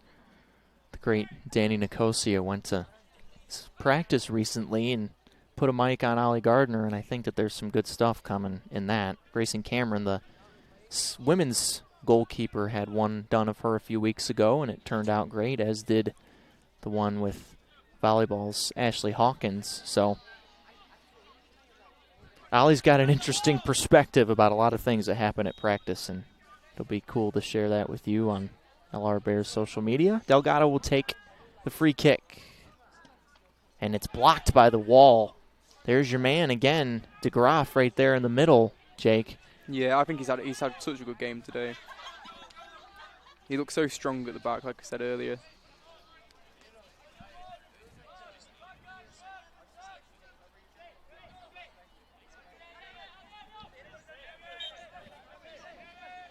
That being said, I also think Toby Sims has had a good game at the back as well. I think they both have. Sims with the one Chowan goal on the PK. But yes, I would agree defensively as well. There they are, the two of them right there. Sims has it.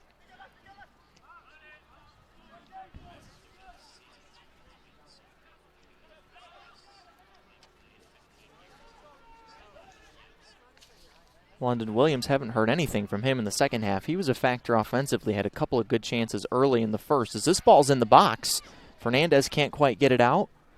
Williams took a swing at it, and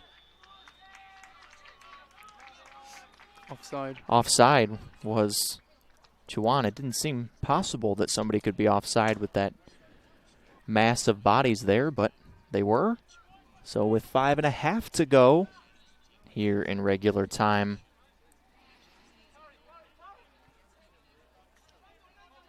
still 1-1.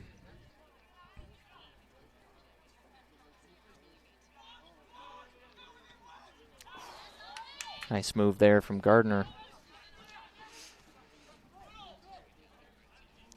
This is Victor Cascone time. He's got 4 goals on the year. 2 of them were game winners, and one of them was the tying goal at Tusculum to help the Bears draw instead of lose. So the scoring maybe a little bit down from his spring clip, but the timing has been perfect for Cascone's goals this year. He comes up in the big moments. This is one of those big moments, so look for number 10 in white to be right in the middle of it. Here he is.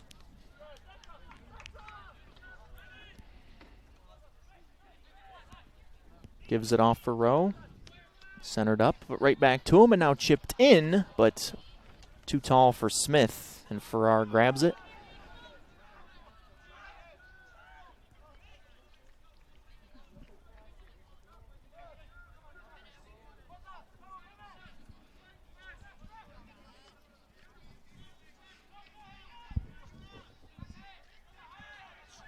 Feels like the Bears' best chance to get a winner before regular time is done is to get the ball to Harry Rowe and have him either shoot or center it up. Yeah, a lot of their goals come from getting the ball to Rowe, him just running it down the wing and putting a quick cross in. I've seen a lot of Bears attacks turn to goals from that. Same on the other side with Benny. If they can do the same with Benny, then I think they'll get some joy as well. Sam Sawyer comes into the game for Montano here in the last 3.5. Get some fresh legs going there for LR. Their long throw in for Rowe.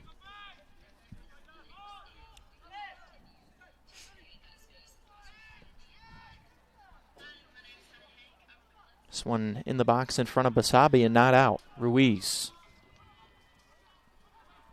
He's also left-footed, but Fernandez right there.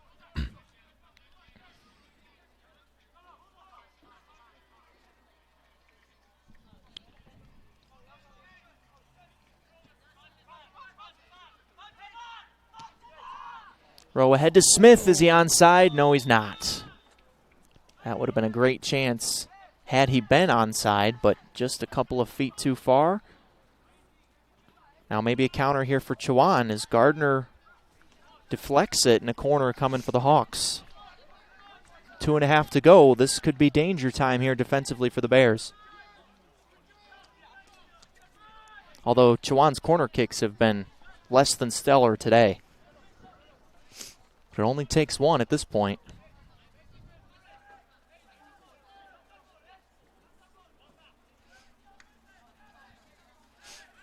And we'll see if Jack Winter's happy with the way that the Bears players mark the opposition this time. Only the third corner of the game for the Hawks.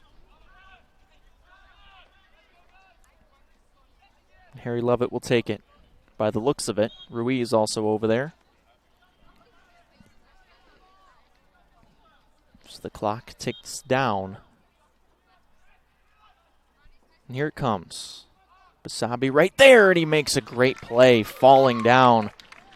Sandwich between two Hawks. Both Williams and Drexhog were right there in his grill. The veteran keeper keeps it out. Maybe one more chance before we head to overtime for the Bears.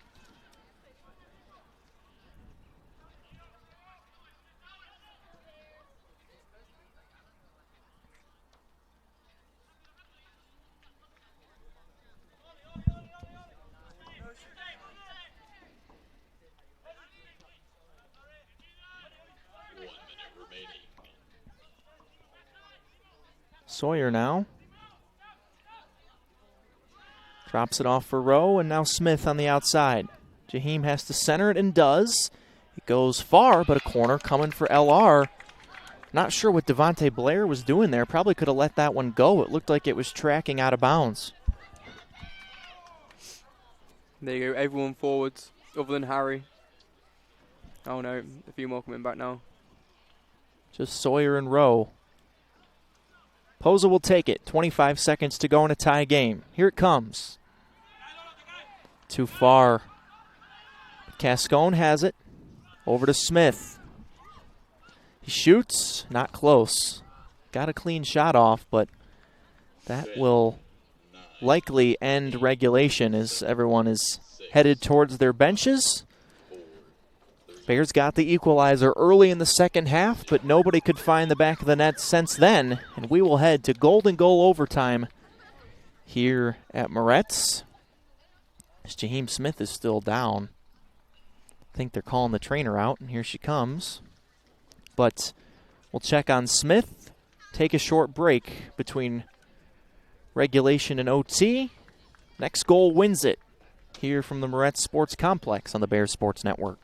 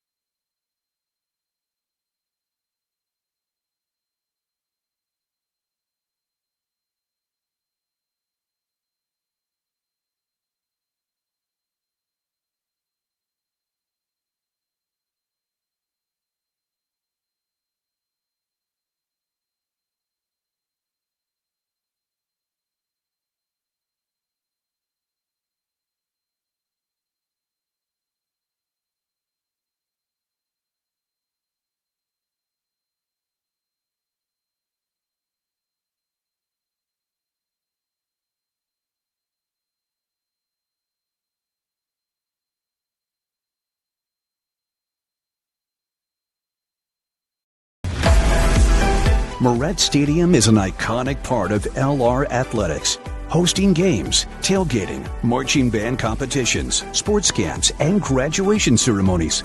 The stadium serves as a valued focal point for the greater Hickory area. The time has come to renovate the stadium to allow LR to continue to offer our student athletes, fans, and the community an exceptional experience.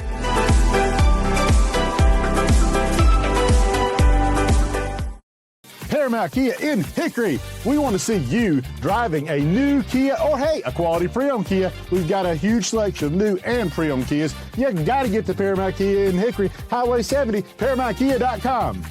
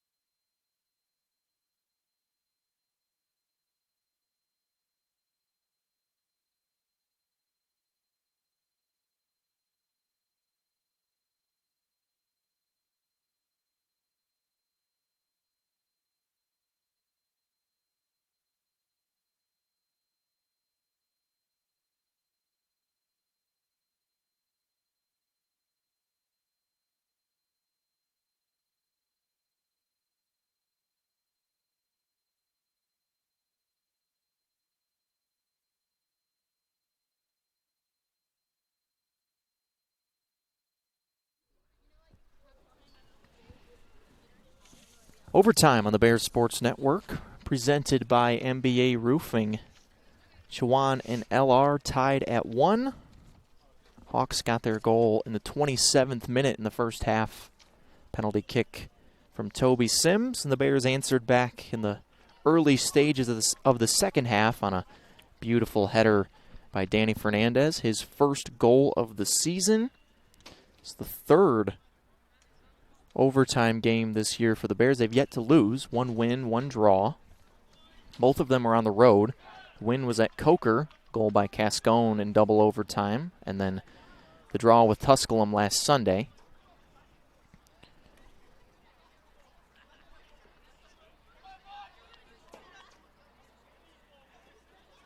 Chowan has played 3 overtime games, and they're 2-0-1.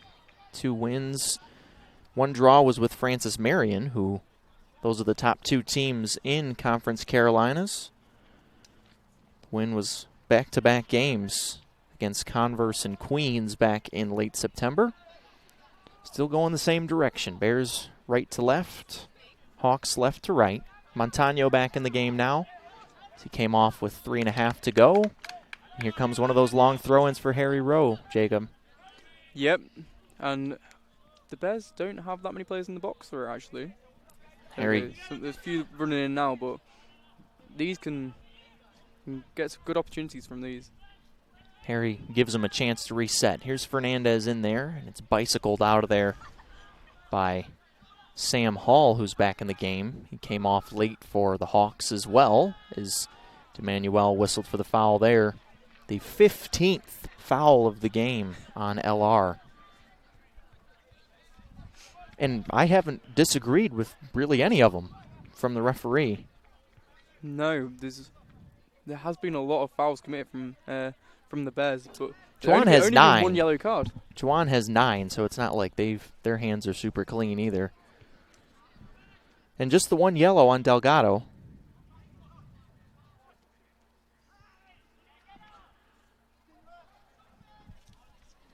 Centered up, and a swing and a miss there by Delgado. And now Montano has been so good with the headers today. Gets it out. Now Bohiguis, who also came off with about 10 minutes to go, is back in.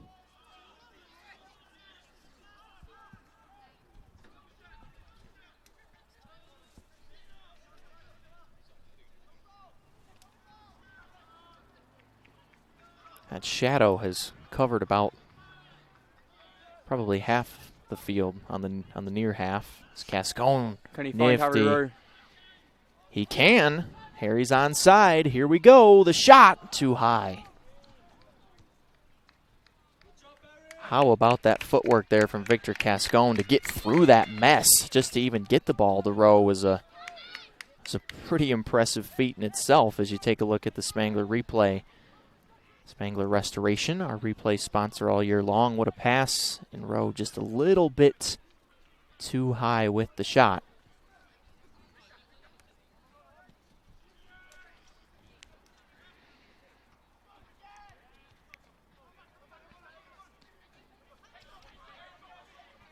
This is Welsh counterpart, Harry Lovett, into the corner for Drexhog, one-on-one with Rowe, and Harry deflects it out of bounds.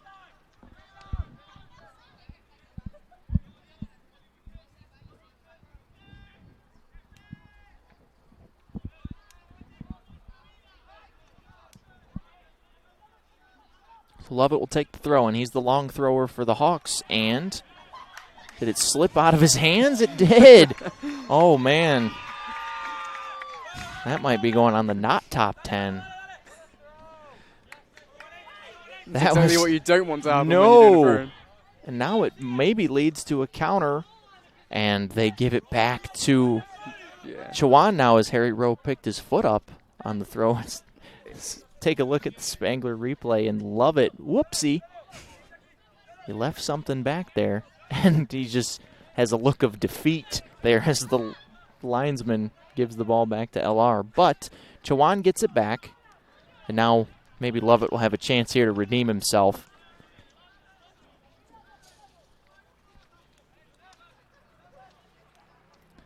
They've been playing for a long time. They're sweaty. His hands are probably a little slick.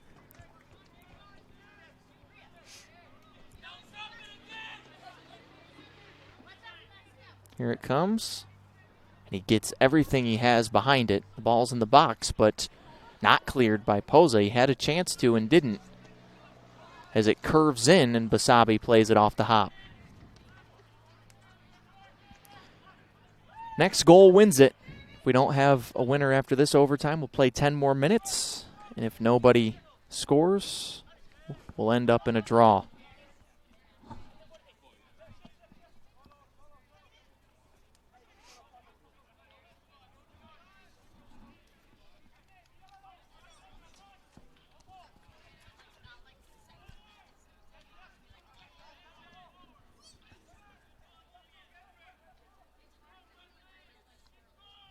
It's big Wesley Illis, 6'4", forward from Aruba.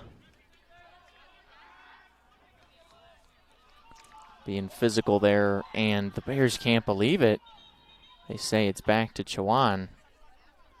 Jack Winter having some words with the linesman there. But he said it went off of Bohiguis's thigh. The Hawks have come out quite aggressive for this overtime. And they're putting the Bears on the back foot. All that matters, though, is who gets the next goal, obviously.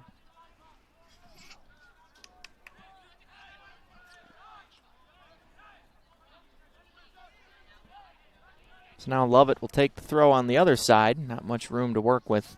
Jaheim Smith, by the way, between overtime and regulation, had to be helped off the field looks like a lower leg injury, and now he is out of uniform on the sideline, so he will not be returning today.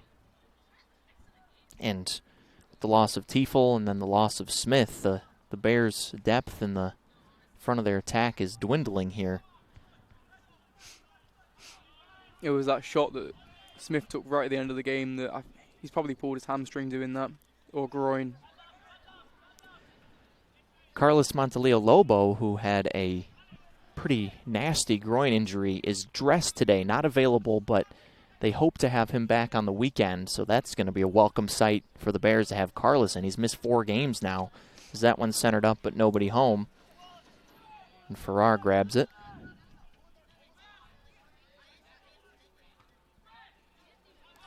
Perfectly placed off the head of Fernandez there.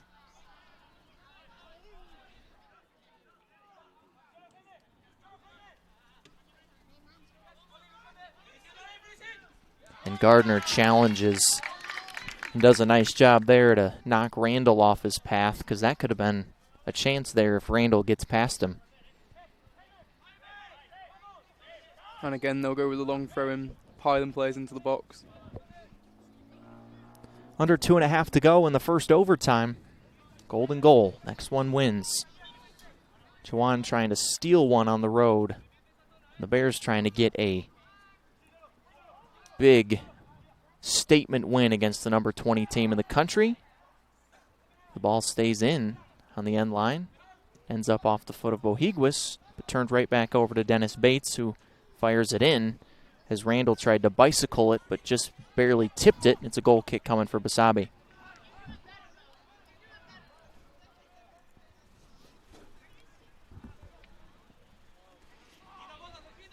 Sent ahead. Not tall enough there was Bohiguis, but there's your guy, DeGraff, making another play for Chowan. And look how many players forward Chowan have got now. Trying to win it. Randall, second leading scorer on the team after Sims, but Cascone back defensively. Don't normally see him back that far, but it's necessary at this point in the game. And Farrar right at the edge of his box to grab it.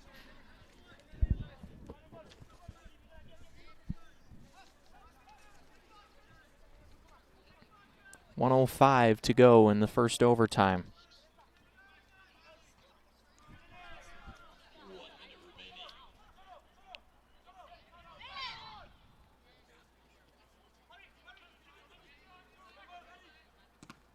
Harry Rowe wins it from Lovett. And now ahead to Poza.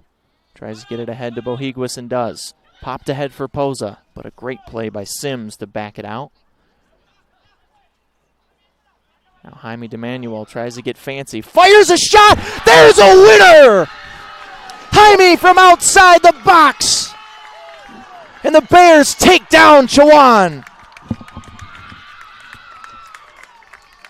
What a shot by DeManuel. Wow. 30 seconds left on the clock and he's won the game.